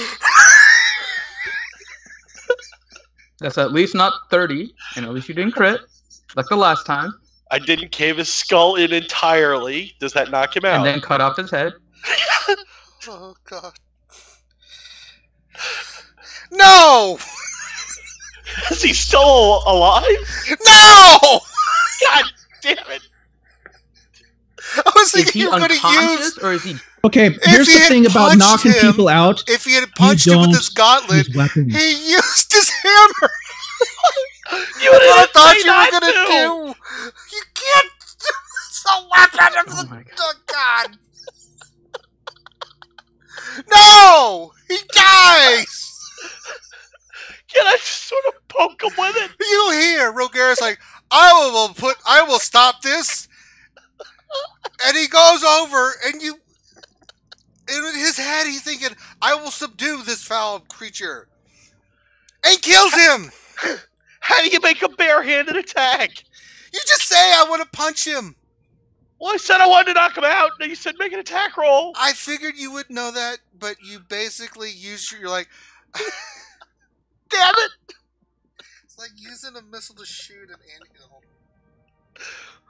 I was trying to get rid of the ants, so I used the napalm missile. I didn't know it was going to destroy the entire yard. I didn't know. So I walk over to the judge and you spare the dying. It's not your turn yet. Are you going to use that as a reaction? Is that a cantrip or is that an actual... That spare the dying is a spell, right? It is a cantrip, actually. You can use it. As a reaction, I'll let you do that as a cantrip. Thank God. Okay. So he doesn't die. You see Rogaris, he just... Whack, whack! Uh-oh. He's just standing there and then you see instantaneously... Like he's seen this a million times. Eustace just waves his hand, and the judge is unconscious but alive. Like you see the.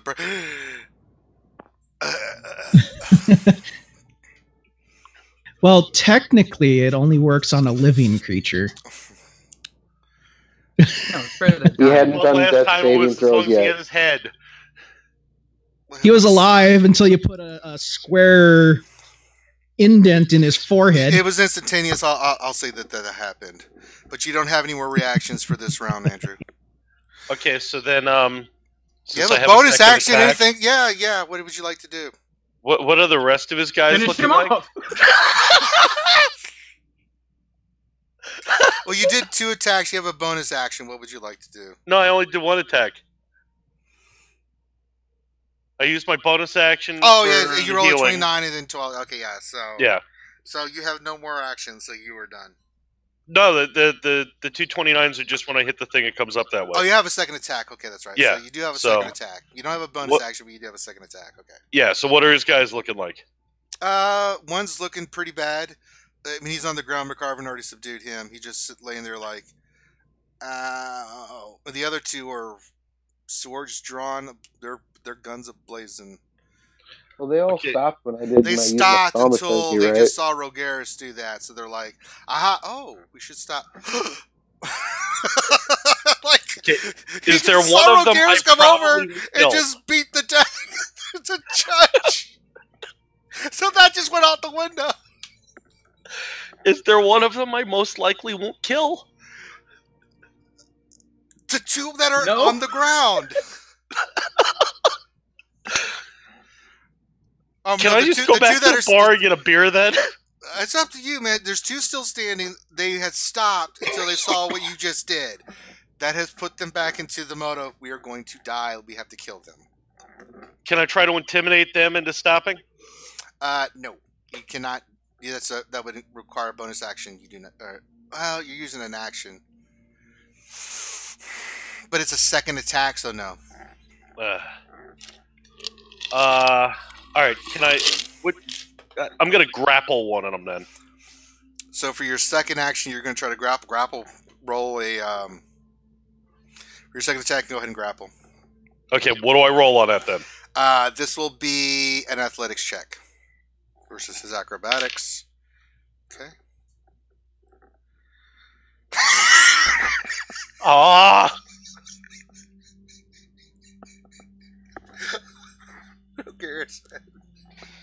Oh my god. So, here's what happens. Rogaris trying to subdue the judge. No, not the judge. One of the other guys. No, this isn't what happens. Okay. Trying to subdue the judge, hits him twice with his mighty hammer, thinking that if he doesn't hit him hard enough, it'll work. First one kills him.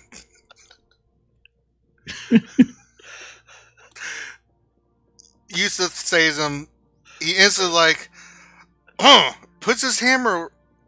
Well, he doesn't even have time to put away his hammer. He just leaps at one of the other ones, misses completely, goes flying past, hits a bunch of tables and chairs, and goes rolling.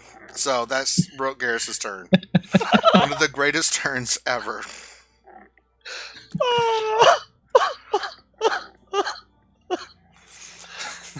I will subdue by using my dwarven new hammer thrower that does insane damage. I said to stop the car, but I stopped it. Not with the tank. Christ. Their turn. God.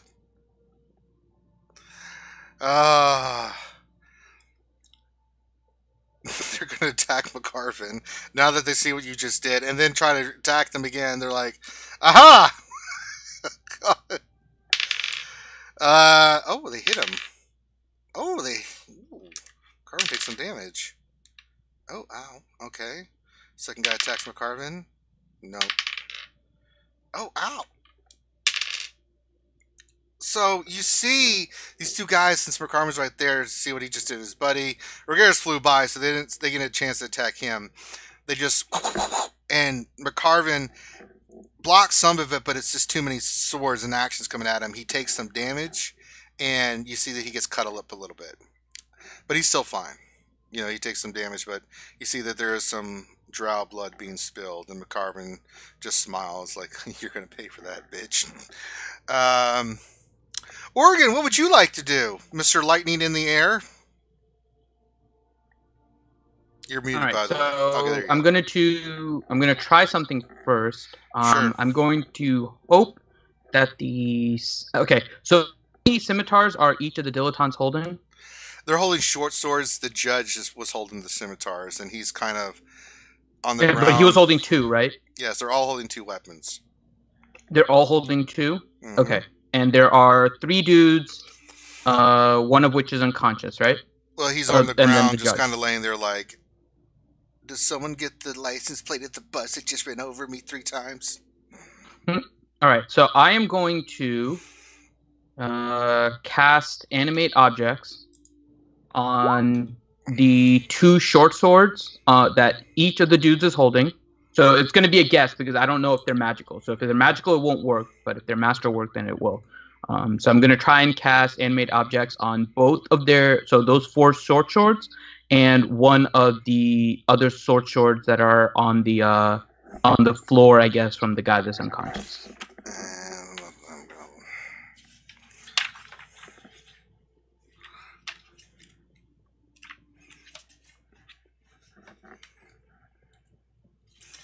Look at something, Pin. Mm-hmm. So as long as they're not magical, I would animate them, and then I'll let you know what I tell them to do, and then what else I do. So I did catch the license plate number of the truck that hit that guy. MKR-V1N.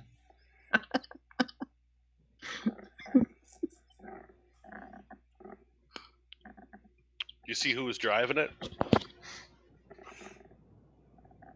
Will not work, Finn. You. Because they're considered worn or carried? Yep. Okay. So in that case, what I will do... Nice. I like your idea, but I was like, I don't know if there's an object that they're carrying you can do. So, yeah. Okay. All right. So what I'll do... How are they all positioned? The 2 it's McCarvin, and the 2, Rogaris is near them on the ground from trying to dive at one of them. There's one on the ground. The judge is down by your feet. Well, below you since you're in the air. About to touch Are the they ceiling, all within, like, 10 feet of each other? Yeah. Pretty much? They're all next to McCarvin. They took swipes at him. You saw him take some damage. Okay. And how close... So I'm relatively close, right? I'm in the same general range, but floating up. Yeah, you're within. They're within range of anything you want to do. I guess, are they within 15 feet is my question. Oh, yeah, yeah. Okay. So I am going to first cast Thunder Wave. Jesus. Okay. What's the DC save? So it's a 16 Constitution, and everyone, including our team McCarvin has makes to make it. Rogaris, roll a Constitution save. You make it with 2 guys. One makes it. I made a roll. The other one does not. So one resists and the other one does not. So what's the damage? It's half. Okay, so on a failed one, they take 2d8 and also get pushed 10 feet away. Right. So let me do the damage really quick. And I'm just casting it as a first level. So.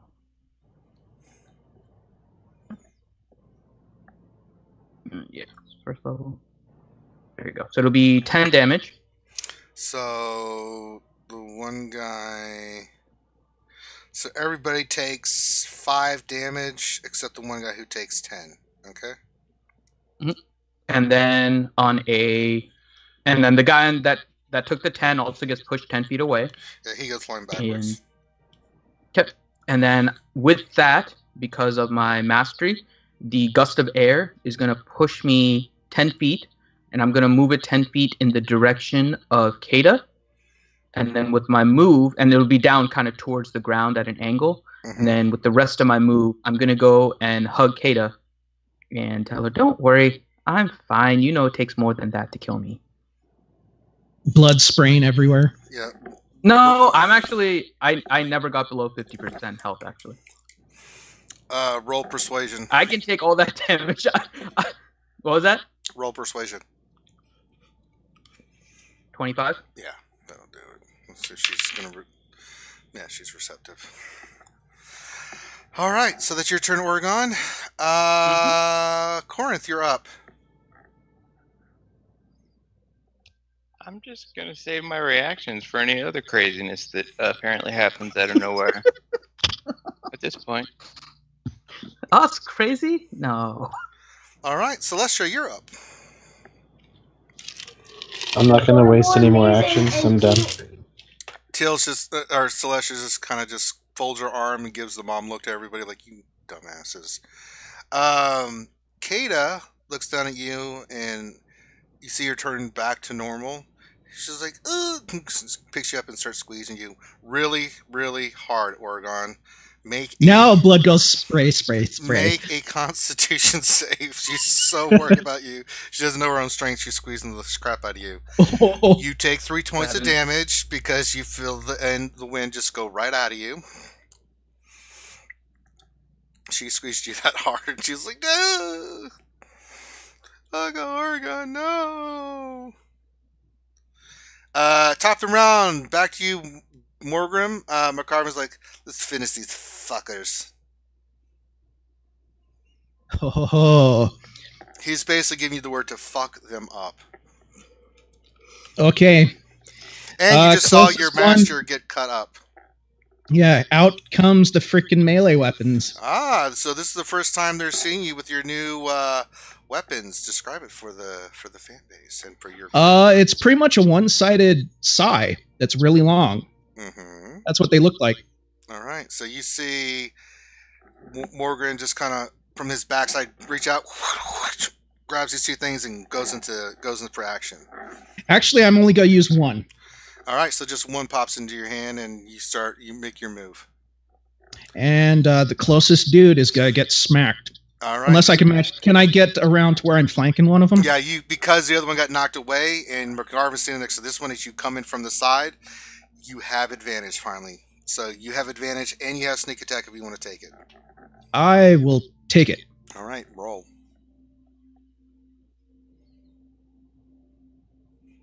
That will hit. Wow.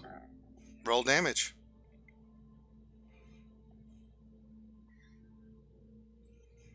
$20 damage. And roll your sneak attack. That's with sneak attack. With sneak attack? Yep. And then I'll do an unarmed strike as my bonus if he's still up. Go for it. That hits. Now, what is it with the it's a gray one? It's I know what it says. So it's just go ahead and roll a d6 and add your strength. Yeah. Oh, I don't get sneak attack. Tells you the higher. No, you only get sneak attack once per round. It doesn't go in for every attack. I mean, okay. OP, you could be sitting there going 50, 50, 50, 50, 50. You know, so it's like, 6. Okay, so 26. Yeah, he Wow, goes I down. rolled a 1. He goes down. All right, so that guy's down. Rogaris, you go. You went flying. Anything else you want to do in your turn? That's your actions. Anything else you want to do, Morgren? Bonus. I'll engage the other guy. I won't be able to attack him, but I can get into melee with him. Yeah, you just step over the other guy and head over to the other guy and get into it. Yeah, haha. Like, wah. All right, Rogaris, you kind of get yourself up. You knock over some tables and chairs as you stand up from your attempt to grapple this other guy. What would you like to do? There's one guy left standing. Who's still alive? Who's not? 3 guys. 2 are unconscious. The judge is unconscious. The guy that just went down is unconscious. The other guy is alive, but he's on the ground just going, and then one guy's up with his swords facing off against, he got blown back from the spell that Orgon cast and is still at the ready. He still looks pretty solid. He hasn't really taken that much damage. How far away from me is he? He can get within melee with him easily. And how beat up is he? He still looks like he's got some fighting spirit left in him. I'm going to throw my dwarven thrower at him. Oh my god. Okay, go for it, brother. More heads being bashed in. So it's a 29. That hits. Now, with the dwarven thrower, when you throw it, it deals an extra 1d8 damage. That is correct. So I'll do 13. All right. Wait. Take 11 off of that. 13. 11. And 7, so total 20. Yeah. All right, so 20 on the first throw. What kind of shape is he in? He's beat up a little bit. He's bleeding because the hammer just goes in, bong, hits him in the chest, just like the anime blood spurt comes out of his mouth. I'm going to do it again. Oh my god, a 31. Roll 2. Okay, so 1 out of the 4 is going to end up dying. You said he was still in good shape. Oh, roll damage. 13 Now he's no longer in plus. good shape.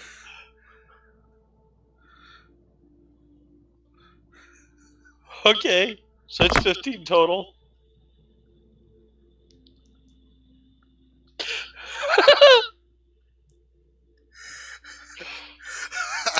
So Rick's like, he stands up like, don't worry, I'll save you. Throws the hammer, bam, goes right back to his hand. And the guy's like, the blood hasn't even got to the ground yet. And he's like, aha, throws it again. Hits him right in the head, cracks his head open. He is done. Damn it. Head explodes. Like, he's just cracked, blood goes everywhere. It sprays all over you, Morgren, because it encaves his head, splits it to where blood the vein just shoot out. He just collapses.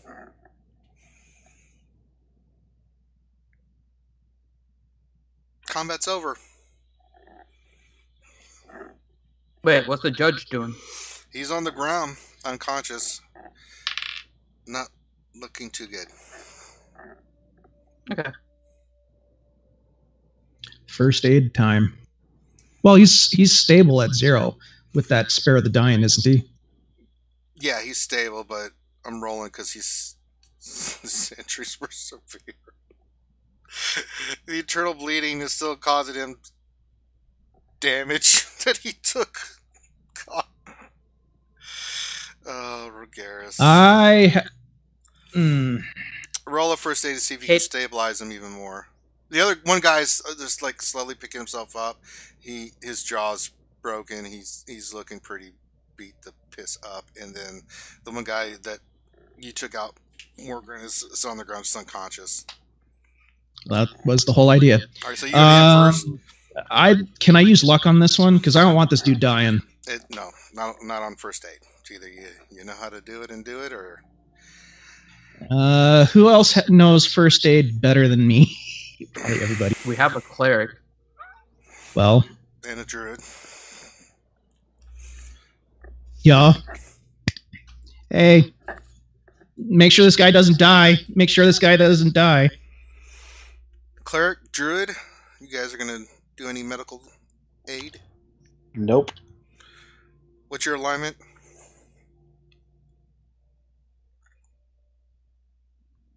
Say neutral good. Actually, yeah. That makes sense. Yeah, you don't. What about you, Yusuf? I'll go ahead and use like a healing word on him. Okay, so roll a healing word. That should stabilize all of them.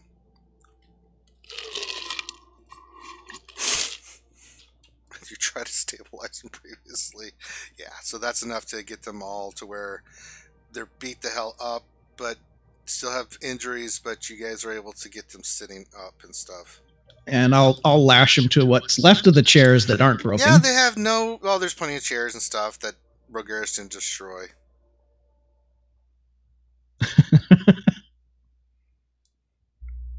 Rogaris will just go to the bar and get a drink. Hey, Sam, interrogation time. Hold on. Kata, can you put me down for a second? Hang out with Valron, don't worry. Oh, No! and speaking of, after I do that, I'm going to walk over to Kata and say, remind me not to get you mad, darling. And I'll pat her on the shoulder. She's just looking at you blankly. It's just tears in her eyes. Oh, Gorgon. Don't worry, I'm okay. I try to give her a hug while she's holding me. Yeah, she's got you in a death grip. Okay. Do I have some movement of my hands? Well, you the way did she's persuade her to hugging put her. Till she put you down. She's... Okay. Don't worry, and I try to like wipe a tear from her eye. Don't worry, I'm okay. I can show you a cool new trick later too. Okay? I promise I'll show you a cool trick that I've been working on with Blue. Okay. Okay. Go ahead and hang out with Valron, and then I go over to the bartender. What's his disposition at this point? He's hiding behind the bar. He has soiled himself twice. Okay, so I'm gonna go over there, and I'm going to cast prestidigitation on his clothes. He doesn't notice because he's still cowering. No, I'm going kind of behind it and talking to him. Like, don't worry, everything's okay. Please don't hurt me. Don't worry, we're not here to hurt you. If you could please look at the unfortunate damage, and I will be willing to compensate you for it. I will do as much cleaning as I can, and I'm going to try and calm him down. So can I do persuasion to try and calm him down? Yeah, I'll give you advantage on that too. Yeah, 21? You have to calm him down. He kind of calms down and takes some alcohol, gulps it down, and is like, okay. Thank you. I go to the scorched wall and start casting prestidigitation on it like 5 feet at a time, trying to clean it. It's too big of a mark. It'll do some, but I'm gonna do it multiple times. It's just gonna be repeatedly me just standing there trying to clean it. But it's too big of a scorch mark. Like you can clean up like some of the outer edges and stuff, but it's still there's a hole. Oh, okay. So. Put a frame around it and call it modern art. You could do that, yeah. So, what's everybody else doing? I'm checking on McCarvin because he got he came up to up you. You see, he's just wiping off the blood off of him, like girls. He's like, "You kind of cost me on the soldier. Well done, my apprentice." Rogaris is gonna go outside and wait in the rain to see if like town guards or anything show up. Okay, you go outside and it's just pouring rain. You don't see anybody outside right now. I went back to the bar to finish my drink. Yeah, you're enjoying a nice ale. It's got a nice rich flavor. You like the aroma.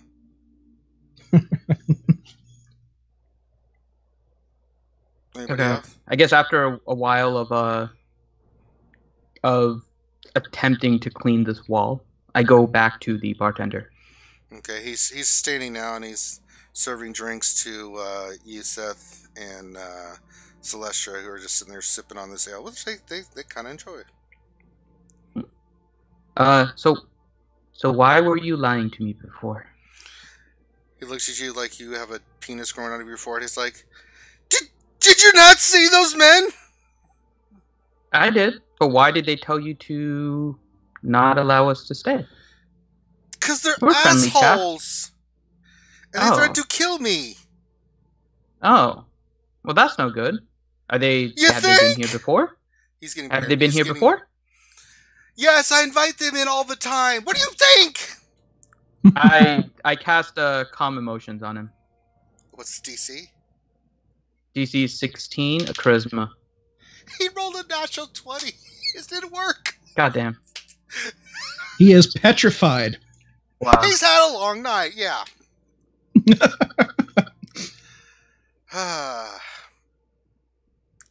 He's like, oh, just for the record, I'm watching over the guys that are tied up. He's like, look. Yeah, you got them tied up. They're just kind of moaning and licking their chops. And one guy's head it's a big mess over there. He's like, look, I appreciate you for what you did, sir. But these guys came in earlier. After all the other guests had left, before I can even get business going, they said, look, we own the bar. We'll kill you. Anybody that comes in, you tell them that there's no place to stay. They owned the joint while they were here. Threatened to kill me, threatened to kill my family.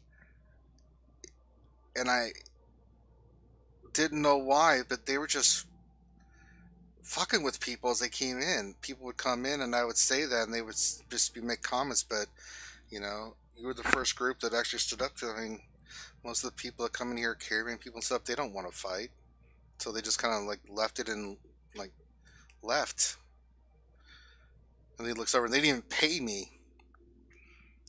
And how long did they say that they were going to keep control of your bar? They of your inn? They didn't.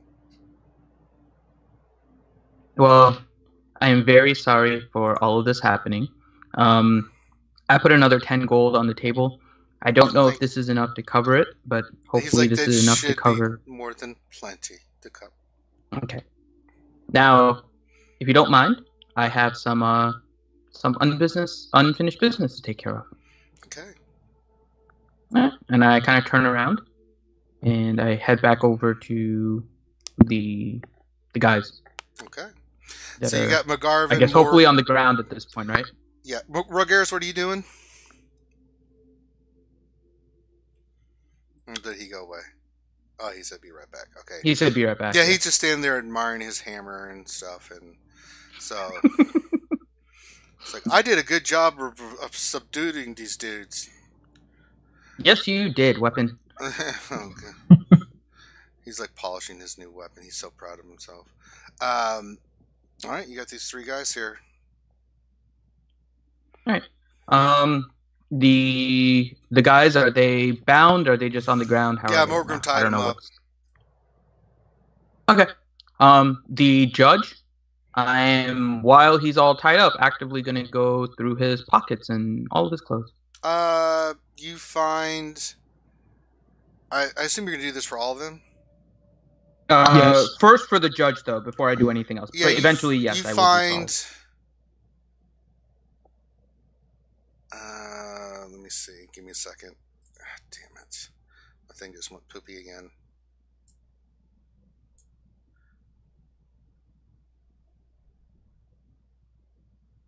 Hold on. Come on, game. Work with me here. Need you to work with me. Alright, here we go. I gotta see what they have. Kind of a different way of doing it.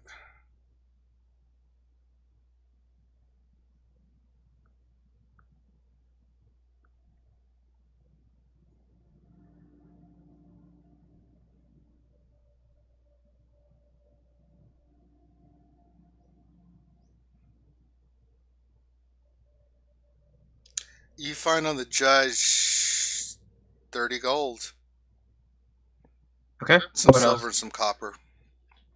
Mm-hmm. Well, what else? Anything else that's like identifying? No.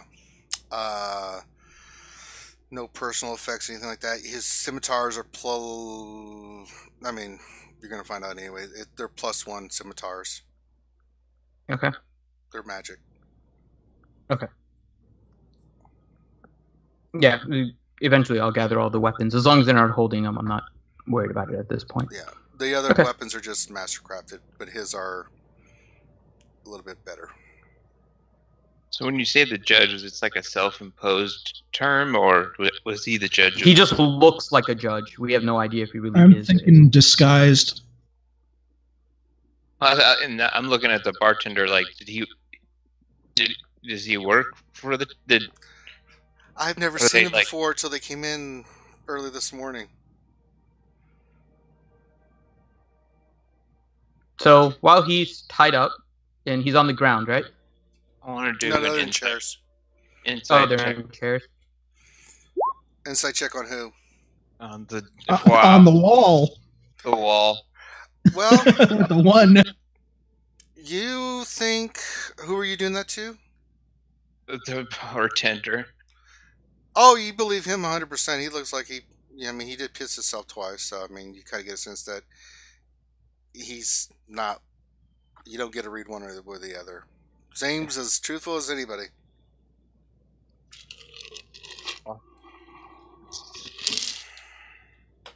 Okay. So I am going to ask the judge. So what brings you into this neck of the woods? He kind of spits some blood. He's like, we're just passing through. Insight Go ahead. 12. Seems like he's being truthful. Passing through to where? Water deep. Oh, what takes you to Waterdeep? Business. What kind of business? He doesn't say anything. I slap him. What's your alignment? Neutral? True neutral. Okay. He just looks at you. Slap him again. And he keeps looking at you. Oh, I can keep on doing this. Why are you heading to Waterdeep? Smack. He doesn't say anything. I guess my slaps aren't hard enough. Hey, Rogaris, do you want to slap this guy with your hammer? I'm going to try and intimidate him and see if he'll open up. Roll intimidation. Roll intimidation check with advantage. 24. He is not intimidated. Okay. So, what does Rogaris say when I say that? Rogaris will pop his head back in from outside. Oh yeah, he's not even in there. You'd have to go get him. Yeah, I'm yelling all the way over there. So Rogaris I'm trying will to poke his yell head outside into so the he bar. Yeah, Rogaris comes running back in. Oh, me hammer. I'm sort of like They look like splashing the blood and guts from the other guy off the hammer yeah, still. Well, no, you with the rain and everything, you look shiny because it cleaned you off. You are very cold again. You come walking in with your hammer, and when they see that, they kind of like, look, man, we're just going to Waterdeep, looking for work. We just happened to be along the way. Thought we'd have some fun. Pick this place. That's it. So this is your idea of fun, huh? Yeah. Interesting. And I slap him again. But Carvin grabs your hand before you do that. Okay. That's Why? it. It's like, let the law have them. All right. Yeah, Rogaris will look at him about the law. The guy's like, They attacked us.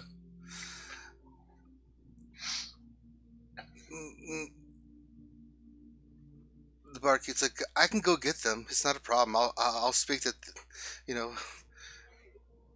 I'll tell them everything.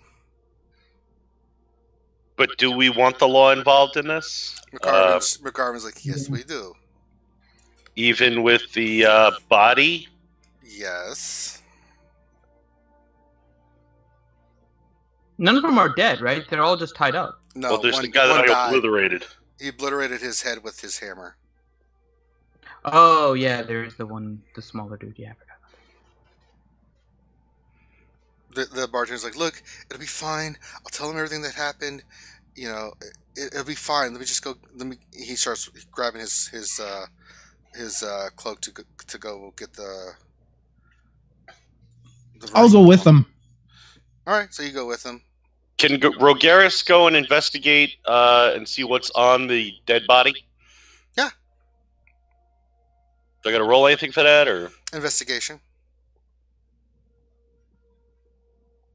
Side note: I don't take the gold and stuff that was on the judge's body this time. Okay, yeah. I thought the judge was still alive. He is. He is. Okay. I was actively going through his clothes while he was. Okay. So I'm gonna go through the dead guy. Yeah, you find 10 gold, 4 silver, and 12 copper. Just his money purse. You don't find anything else of note.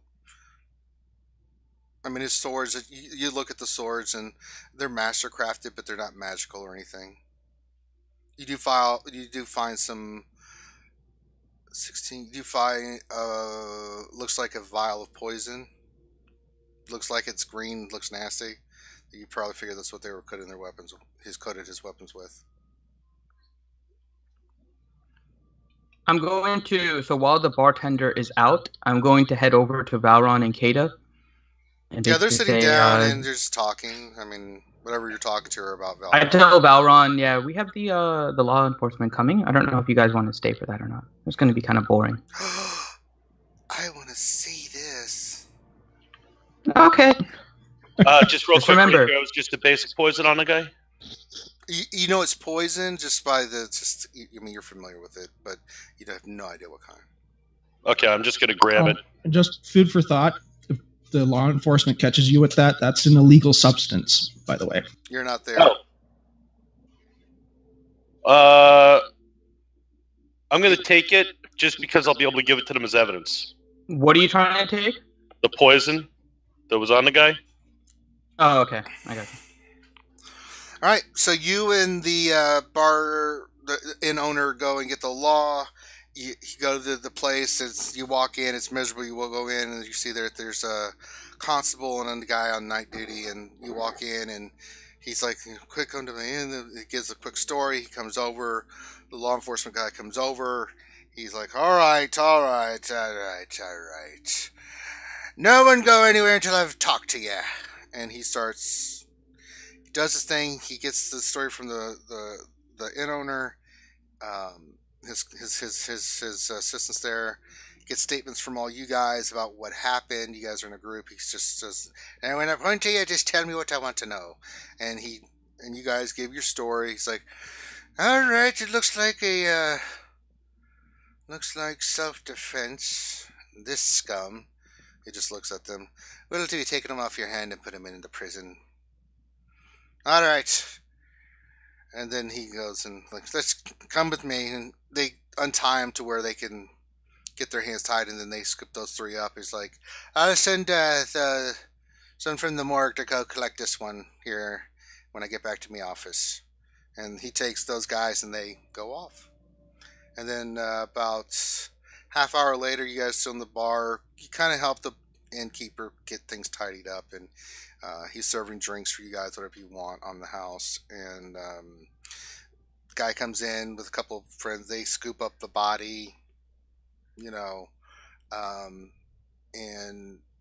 the innkeeper just looking like, "Oh, that's going to be so ugly to clean up." And Morty's just looking at the spray of blood everywhere like, "Oh, God." Can I prestidigitation and try to clean it? Yeah, you get a lot of the blood off. There's still a big swath of it you couldn't quite get because it just was a big mess. Okay. I am going to, when we get back, I'm going to get 2 covered tankards of ale and go out to the camp, one for the gnome and what's the name, the other guy? You know that they told you before they left that they would be at one of the other inns, so they're not with you guys. They just went and got their own accommodations. The only ones that are, it's not a camp. It's like a little caravan stop. It's just a place where you can put your wagons underneath. The cults of the dragon people are still with the wagons and stuff. Even though the horses have unhinged and all that stuff, they're still with the wagons. Those two are like, I ain't staying there. I'm going to go stay at a nice inn in this weather. I ain't staying in this flea bad place. Because you guys had told them that you were going to go check out this inn, and they were kind of like, yeah, we're going to go over here to these other inns in town, in the city, and do that. So I tell the bartender, do you mind if I try to get some people into your establishment? Are you ready for hopefully a crowd? It's like, no, there's blood still. No, we'll clean up and then, no. We are closed. But you need your business. I have a hole in the wall. I have damage everywhere. I have bloodstains. Not conducive to business. But the rooms are okay, right? The rooms are okay. You guys may pick whatever room you like. Again, on the house. They're very accommodating. Can Rogaris investigate the hole in the wall? With the one with electricity from the electrical blast? Yeah, you can. Yeah. Yeah, you look at it. It looks like a big blackened hole. What's it made at? Like, what's the wall made at? Stuff it's like made that? out of wood and plaster. Can I use my carpenter's tools to start trying to fix some of it? Yeah, you can start cleaning it up to where it could be repaired, but you don't have the material to actually repair it. Ebon Shade house cleaners. Oh, you're right. You're able to, like, make it smooth to where it's easily to be able to be patched by someone else. You don't have the patching material to do that. However, you are able to clean it up, make it look less. I mean, you put a square, you file it down and stuff, and get it kind of, organized that someone else can come in with what you roll, that they could easily patch it up. Cool. And the barkeep, the inn owner comes over and keeps bringing you ale as you're doing it. You're just so he's very appreciative of that. And anything else I want to do? Kata goes to sleep. She's had a long night. She's wanting to go to bed. Yeah, Rogaris is going to go to bed too. All right. I drink several tankards of ale because I'm in pain. McGarvin joins you with that. And then I will go to bed. Okay. Anybody else want to do anything else?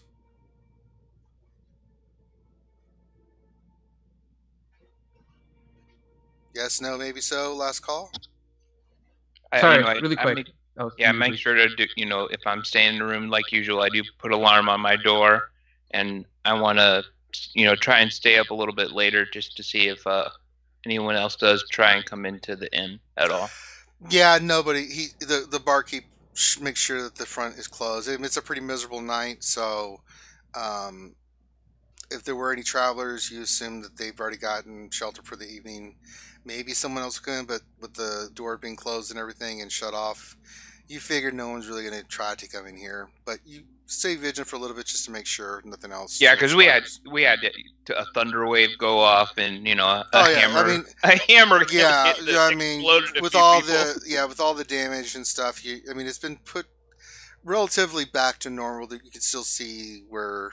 I mean, the hole looks way better since Rogaris did his thing, but there's still some stains. There's, you get the broken furniture out and stuff like that, but everything's a little bit more sensible. You see the innkeeper has been cleaning up the blood stains a little bit, but he's like, I'll finish this in the morning. He goes to retire for the evening, locks everything up. But he leaves wood for the fire for the front. He's like, let it go out. If you want to, there's plenty of wood. If you want to put some more wood on the flames, you're more than welcome. enjoy your drink, but I'm going to bed. I'll give him an extra 5 gold for his trouble and all that as well. All right. I add a game question really quick, Ranger. How does sleeping work with hit points? Do you just go straight to full, or do you recover your constitution? How does that work? You recover full. Okay. With a full rest, yeah, it's considered a full rest. Okay, yeah. So yeah, then I'm just gonna go to bed. Yeah, you're all very tired. You're very exhausted. You guys have had an incredible night, and so you guys get rest. You wake up in the morning early because you know the caravan's going to be getting ready to roll out, and you guys come down. You eat breakfast. There's a couple of people already working on the hole in the wall. You can already see that the guy got up early. He's got a couple people in there that have cleaned up. The blood's gone. Some new furniture's been added. Other than the hole in the wall, which is being worked on right now, you would never have known that there had been a fight in there. And of course, you guys are given a hearty breakfast. So whatever you like of meats and eggs and bread and cheese and milk and water, ale if you want it. Again, completely on the house. I give him my water skin and have him. Can you do ale in this, please? I'm gonna need it today. Do you do that next to McCarvin? Yes. Roll. He kind of gives you the look like, really? Oh, dude, my dude looks rough. He got shot by lightning, and it's the next morning. Oh, he goes. I am sore as. You're sore. Go outside and do your exercises. Or did you think I forgot? Kata, you too. She's like, oh, she's like stuffing her face full of food. She's just starving. She's like, you see her put some cheeses and meats in her pockets and stuff, and goes going outside like, she's like, come on. Okay. And you guys find actually that there's a big, nice porch that leads up to this, and you guys can go over to the side and do your exercises so you don't get into the mud because it's very muddy. It's very cold and stuff. A little bit of frost in the air. So you guys do your exercises. And anything else anybody else wants to do? Question, what happened with the scimitars and everything? They took them, the police? Yeah, they took them as evidence. Okay. You know, and Rogarius, you said you were going to give the poison to the inspector or the constable as well? Yeah. Okay. Yeah, so all that's been done. Okay. All right. So, next day, nothing. The first day of travel, you guys get back. You guys, hold on. I'm getting all kinds of messages here. You can meet up with the caravan again. You see, Jamna is. Nobody knows what's going on in this place because they didn't stay there. So everybody in the caravan just scoops up. You see that there's a couple new carts that have picked up along the way, and you guys basically head out. Nothing eventful happens that day. If there's any talking you guys want to do, you can do it now. If not, we're going to move on to the next day. Yeah, I'll talk with the gnome. I'll be like, oh, you missed the fun last night. She's like, oh, really? Do tell. Bar brawl of all bar brawls, and she'll probably notice because I'm all frazzled still. I mean, you're a little bruised and stuff, but I mean, you look none the worse for the wear. And so you kind of convey that message to her, and she enjoys listening to the story, and she asks a lot of questions, and she's like, oh, and so while you're telling the story, she's like, and then what happened? And she's like, oh, and she's like, at the end of all, she's like, I'm glad I wasn't there. She's kind of starts laughing like, I laughed too. She's like, I'm glad I stayed at the other place and was able to get a nice meal. It was quiet. There was good company, good music. It's like, that's some bad luck.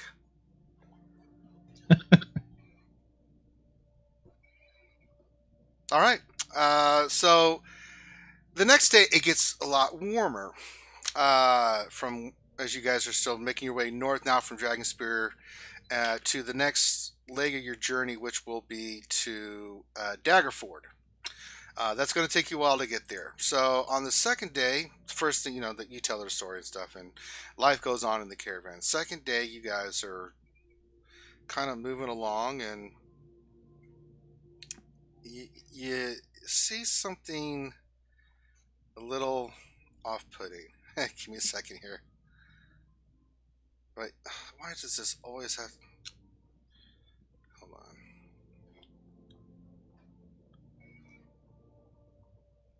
Where did it go? I just had it in the...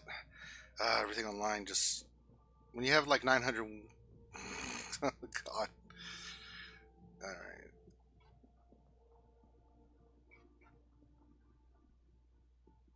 Alright.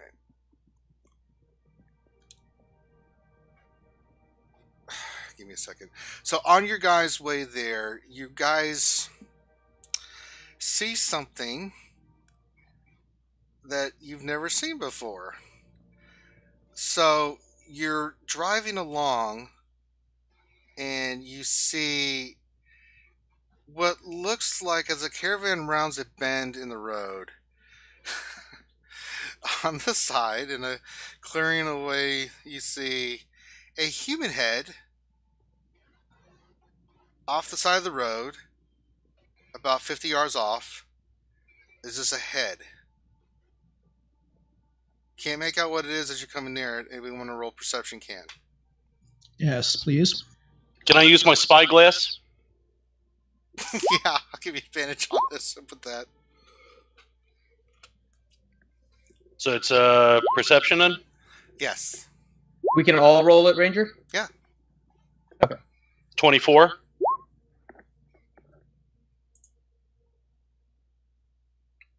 29 or 27. Sorry. Yeah, you guys 17. all but Oregon. You and Kate are having a lovely conversation about Butterflies. butterflies or something. You know, she's been like on your side the entire time. She's just really, she's in that protective mode. Like when it comes, I'm going to get it. Kind of thing. That was her first kind of foray into violence. She kind of confided she didn't like it. And then if anybody ever, and you see for the first time the dragon side of her comes out as possession, Oregon, when she says, "Nobody will ever take you from me." And then she's kind of, "But I love you so much," kind of thing. So it's that brief glimpse, like, okay, that happened. And you see her eyes actually go dragging when she says it, like the slits show up, and she's like, "No one will take you from me." And she kind of catches herself, and it's like, "I love you. You're so great, Uncle Oregon. I don't know what I'd do without you, and I never will, because you never know." So again, she's got a lot to learn about possession. You start actually teaching her a little bit about. No, we don't possess people. It's like, I know, that kind of thing. So, everybody else, you notice this head sticking out, and it's a human head, and you think it's weird, but then when you guys look, you see that it's the head of an actual person that is buried up to their neck, who looks unconscious but still alive. The caravan is walking right by. No one has gone to investigate this. I am hopping off to go check. I'll run up with them. All right. Anybody else? I'll go. I'll say, Kata, just wait here. I'll be right back. You have no idea. I'll follow along. You didn't notice this, Finn. Oh, yeah, I'm the one that didn't notice it. Sorry. Yeah, you and Kate are no one said anything either? Yeah, I don't notice either. Yeah. Well, you hear Morgrim go, "What the hell?" and hop off the wagon. I still put in part of the perception. So, Morgan, who else is going? Rogaris. Rogaris, who else? Can I go as a reaction to that? Because I usually follow with Morgrim. You see them go off, but you don't know what they're doing. Yeah, I'll go with them, but I'll tell Kata to stay here. Why? I'll be okay. Don't worry. I'll stay with her. All right, so you just see those guys walking off, Finn. As you get closer, as they're walking over there, you see that it's a human head sticking out. You have no idea if the person's alive or dead, however. You think this is a dead head sticking out of the ground. Morgan. Huh. Rogaris, did you do this? I'm going to put a hand down in front of the mouth and see if I can feel breathing. So, when you guys get close, you see that on the top of the forehead is the word Oathbreaker. What you find is a buried human.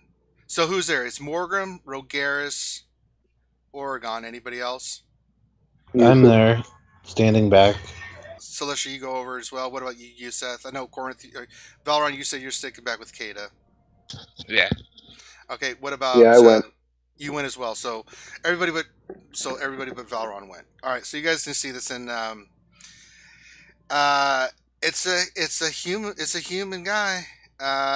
It's in bad shape. They look like they're in bad shape. They're unconscious from, looks like, exposure and dehydration. It's the dehydration, coach.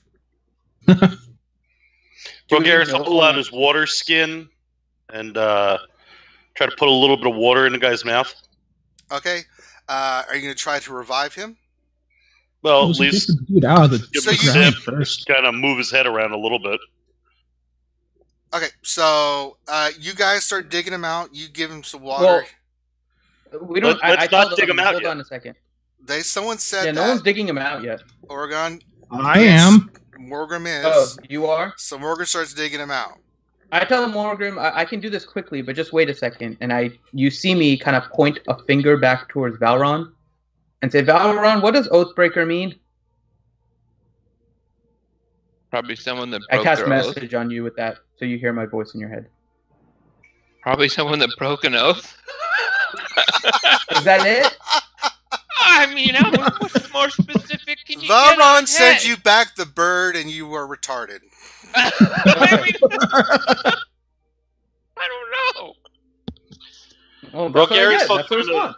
Rogaris will kind of splash some more he water on the tells you guy's head and try to wake it him up. looks like it's working, but you feel like he probably needs some medicine, some kind of first aid on him, just to kind of revive him a little bit. You're pouring water on him in his mouth. Can I cast Cure Wounds on him? Yeah, absolutely. Go for it. Yeah, I'll cast a Cure Wounds at first level.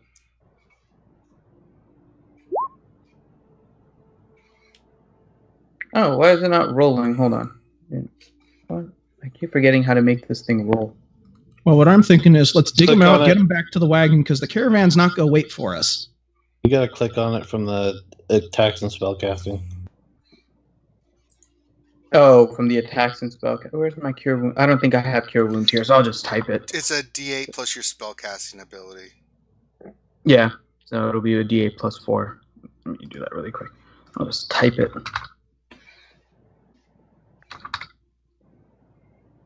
There we go. 6. Yeah, it revives him, and he's like, he kind of wakes up and his eyes open up. He's like, "What? Who are you?" What did you do to get here? Whoa, whoa, whoa. It's okay. We're not here to hurt you. Are you just using your hands to dig him out, Morgan? Yeah. All right. You figure it's going to take you a good hour by hand to get this guy dug out. Why are we digging him out yet? There's What did no you do to way get for... here? He wakes up. How he's far like- has the he's caravan "Thank gone? you." I'm walking the caravan. It's still by the way. passing by. You guys are in the middle, so it's just passing by. It's It going is- pretty slow, right? Yeah, it's. I mean, it's a caravan pace, which you guys are normal to, but it's not like traffic on the the expressway.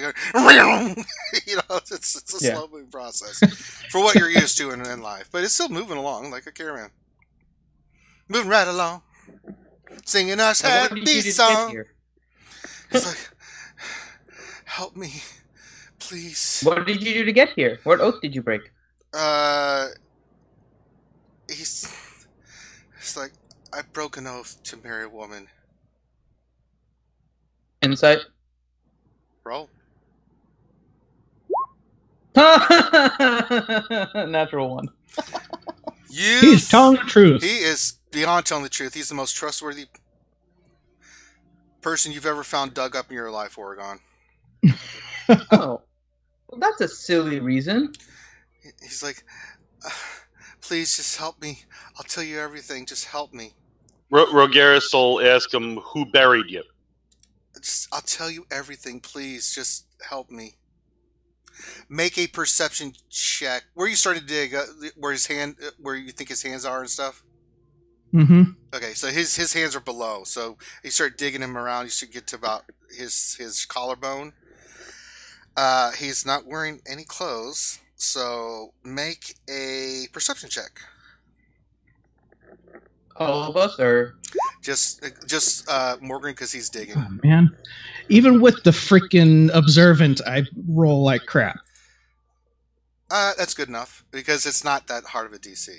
When you're digging and only you see this, he has a tattoo. Now, make a history check. Oh. Can I use luck on this one? Yes, you may. Because this is a base roll. Because you suck at history. Oh, yeah. Well, unless I roll a 17. All right. Yeah. So you recognize the symbol as a Harper symbol. Guys, help me right now. okay. All right, And I Rogaris cast- will start helping. I tap his head and cast freedom of movement. Which does what? Basically, frees him from any kind of binding, so he can automatically escape any non-magical restraint. So he can. He's not restrained in the normal sense. Let me see how that would work. Cause Well, it's yeah, he's Earth. kind of buried. He's buried. He's not restrained in the sense like there's no ropes or any chains or anything like that. It might work. Let me look at it. It's not a bad caster. You've been very creative with your spell casting, Finn. I like it. Yeah, you are. Pushing the envelope. I'm a non-combat. I'm a utility. Listen, I gnome. just That's what I gave do. you a compliment. Just take it. I know. I have another. If that doesn't work, then let me know.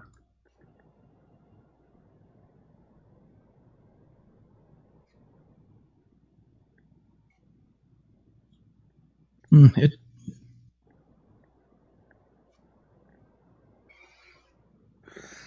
Because basically, it's like ignoring terrain and everything with this. well, that's movement over Right, terrain. that's movement over terrain. Can either reduce or no.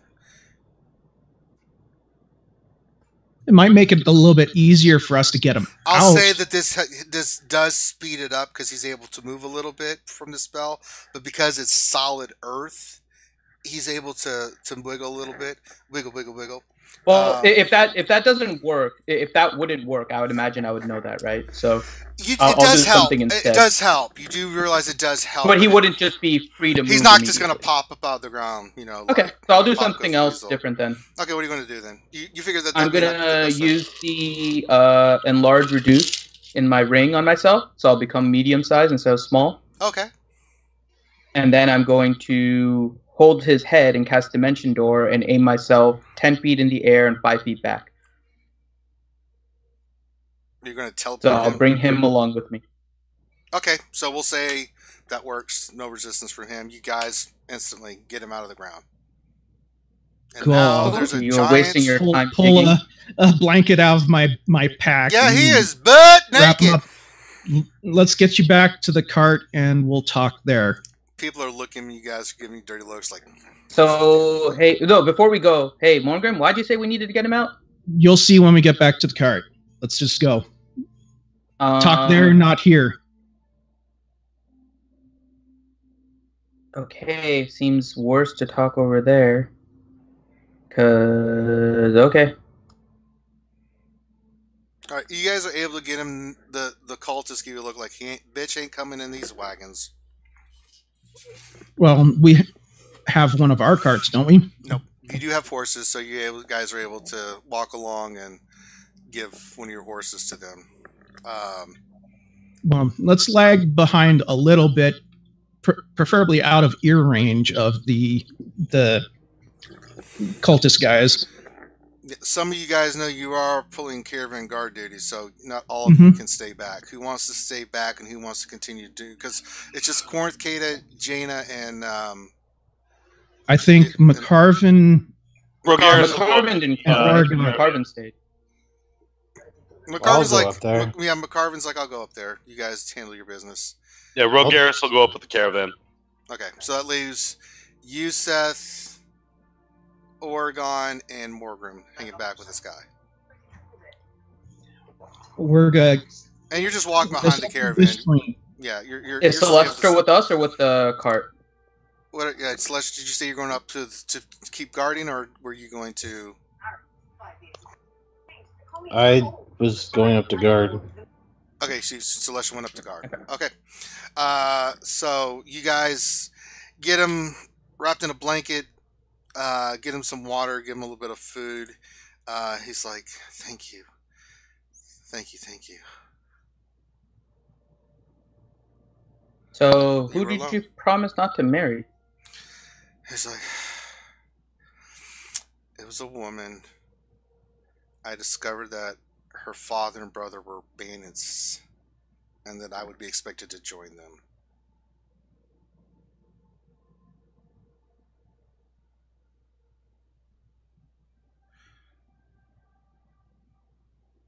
That's all he says at the moment. Finn, yeah, so I turned back to Morgan and I'm like, why did you say we needed to save him again? I lean over to Oregon and whisper in his ear, he's got a Harper tattoo.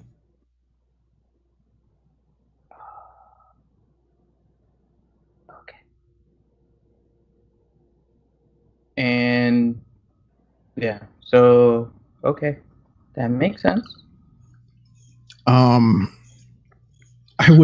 I'd lean over to the dude that we just dug up. I tell him that don't be flashing your tattoo around. And I whisper this, don't be flashing that around. The people around here.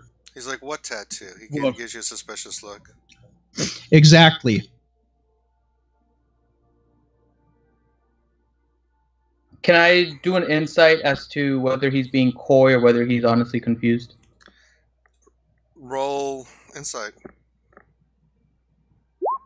Really? Oregon has no insight today. Holy crap. You're convinced he is... Am I convinced that he's being coy, or am I convinced that he really doesn't know all what that we're and a talking bag about? of potato chips? You get a wide range of emotions from him, Finn. Okay, so I'm just very confused. Yeah, you're like, aha, wait, no, yes, maybe. Though Finn does have a good point. I should probably make sure he's being coy and not facetious. May I? Yeah. Insight? I'm going to whisper something to him afterwards. He is, you get the sense, Morgan, that he is being, he's holding back because you get a sense he doesn't, he's torn because you noticing that he's not acknowledged it. He doesn't want to come forward with information because he doesn't know you well enough. You're gonna have to. That's you get fine. A sense you're gonna have to give him something to make him trust. I actually whispered to him though because I rolled a 1. I said, "Are you being coy, or do you really not know about your dad?" He ignores you completely, Finn. And I kind of point at the tattoo. I'm like, "This one." He again is. And I'm like, I'm not making it obvious. I'm kind of putting my hand over the whole area, like I'm patting him, but I'm like specifically tapping with my finger on the area. This is what about it? That do you know about that saved your ass, let's just put it that way. He's like, what do you mean? Do you know you had that tattoo? We're friends. Are we? I kind of look back and forth with him, with Morgrim, and the guy. I'm like, Morgrim, we really shouldn't say anything. He's like, let's just leave it at that for now, since you don't know me, and I don't know you very well. He's like, you guys are the worst harpers ever. All you have to do is give me some. He's like, oh, fuck that. He's like, listen, there's nobody around us. He's like, yes, I'm a harper. I figured the way you guys were acting that you're harpers too, possibly. He's got this helpful look. He's like, shit, I didn't want you to know that then. Damn it. I point my finger at him, and I cast message, and I whisper very, very slowly, because I want like nobody to hear this. We're friends of Amarun, and then I put my finger down. You see a visible calm come over him. He's like, let's see if he believes you though. He does believe you. It's like, okay, so you get a sense that a lot of his guard comes down, and he says, it's like, okay, that's my cover story. My name is Carlin, MFL. I am a harper, and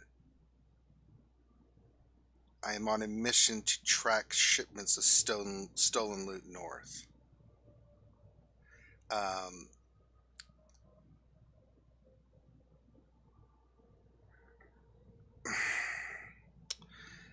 I've been following leads about the cult of the dragon. I've been passing information to the harpers as I've been getting them, and I was passing information to another harper at a roadside inn, and I was part of this caravan, and the cultists kind of manufactured some kind of story that I was passing information to bandits. The merchants I was with were unwilling to kill me. All right, but they were willing to leave him buried in the road, and they said, "Let Providence decide this man's fate," is what they said. It's like, boy, if I can get my hands on their monkey asses, I would. But that's what I'm doing. I don't know. Not harpers, you know them. I don't know what you guys are doing, but that's what my mission is. And I'm on my way to I was on my way to Waterdeep. Kind of gives you the direction he was coming from. It was another way, but it was still to the north. But, well, let's be clear now. Everything you do now, you do with us. We have to do this together now. He's like, hold on. Or who are you? You know what you need to know right now. The less you know, the better. He's like, I just told you everything. This goes both ways. Who are you? You saved me, obviously. You know people seem trustworthy. What are you up to? If my mission is still my mission, so I thank you as a harper and for the good of the world. But I'm on my way to Waterdeep. I don't know what you guys are doing, why you're here, what you're doing. So if you have, we are on our way to Waterdeep, and we are investigating the cult of the dragon. Leave it at that. We're undercover. Just come with us and stick with us. That's all you needed to tell me. All right. We need to get you dressed and get that certain something covered up. Yeah, he looks down. He's like, yeah, birthday suit attire is probably not going to be appropriate.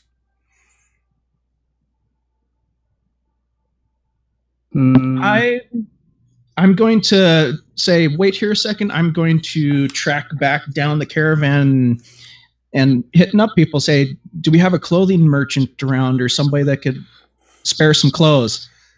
You actually do find I can pay one. for them. Yep, there is a merchant that's carrying clothes to there, and you're able to, no, really, for some silver, get some leather pants, nice shirt, cloak, easy enough. Cool. And then I'll go back and say, here you go. All right. So you get him dressed. You guys spend the rest of the day kind of, he's drinking water and you guys are feeding him and just talking in general terms. Jamna comes back toward you guys and kind of looks at you guys like, everything okay? Kind of thing. Yep. All right. She doesn't say anything else and just goes back to riding her horse. Her pony horse. Up. Nathaniel Morgan is saying I'm echoing. Am I echoing for anyone else? I don't hear any echoing. I don't hear anything. Skype. No. Okay, I'll watch the stream and check. All right. Anything? So you guys. Anything else?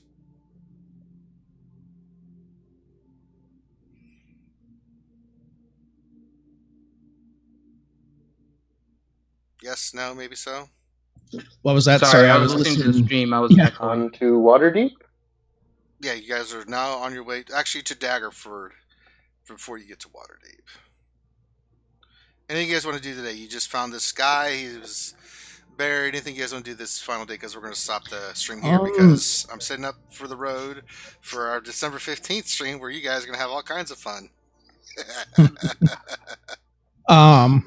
I'll ask one of our healers to take care of the Scrabble on the dude's forehead, because Yeah, that's not going to look very nice for him to walk around. Yeah, with that it was on his written forehead. on. It wasn't tattooed or anything. They just basically wrote it on there. Oh, You know, so okay. he's able to get cleaned up and everything, and he's you guys feed him and stuff like that. He you know, you get him squared away, and he's clothed and stuff, and he doesn't have any irons or anything, but he when you guys are in your little group, he does tell you that he has a lot of contacts in Waterdeep. He knows his way around the city.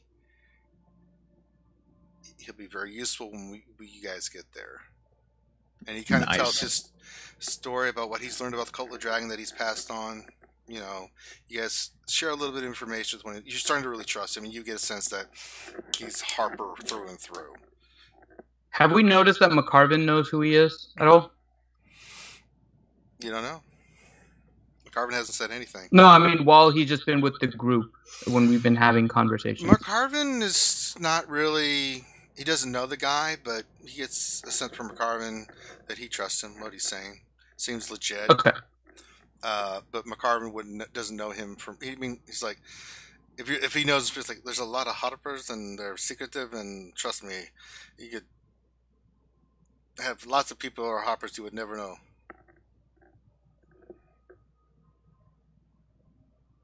Okay. All right. All right. If there's nothing else, we are going to stop the campaign there for today. So, guys, on Saturday the 15th at 5 p.m., we are going to be doing our mega stream for charity for the American Cancer Society. What we're hoping is that, so the way it's going to work is, if I'm not mistaken, Finn, is that that on the 15th, will we have voting before the stream, I'm assuming, right? So it'll be set up as a reward, and you guys can purchase for monsters to be dropped in the combat as we're moving along. And as things get filled up, Ranger will find a way to deploy said creatures into the game, and we'll have a few different options for you guys to deploy. And that'll be active, I think, starting around 4 p.m. I think will be a good time. Our game will start at 5, and around 4 we'll make it active. Yeah, so that way gives me a little bit of time to do this. To prep some stuff ahead of time. It's going to be the last 3 hours of you guys picking monsters and creatures, and me somehow, some way introducing that to the D&D campaign. So it should be a lot of fun. But on the 15th is going to be the day, guys. Mark it on your calendar. 12 hours of streaming. All kinds of stuff. Jedi Academy. Got some cool things. Special guests. A lot of stuff happening. D&D campaign is going to be one of them. Help us raise money for the American Cancer Society and help us be able to do what we can to run this half marathon and raise money for charity. That's what it's all about. Make sure you give us a thumbs up on the video. Thanks. Make sure you subscribe, and make sure that if you haven't checked out our Patreon and you'd like to support us in other ways, you can do that as well. So on behalf of myself and the RSG crew and fans and folks and community and family, thank you guys for stopping by, and we'll see you on Saturday to continue the epic journey of the Ebon Shade in the lands of the Forgotten Realms. Take care.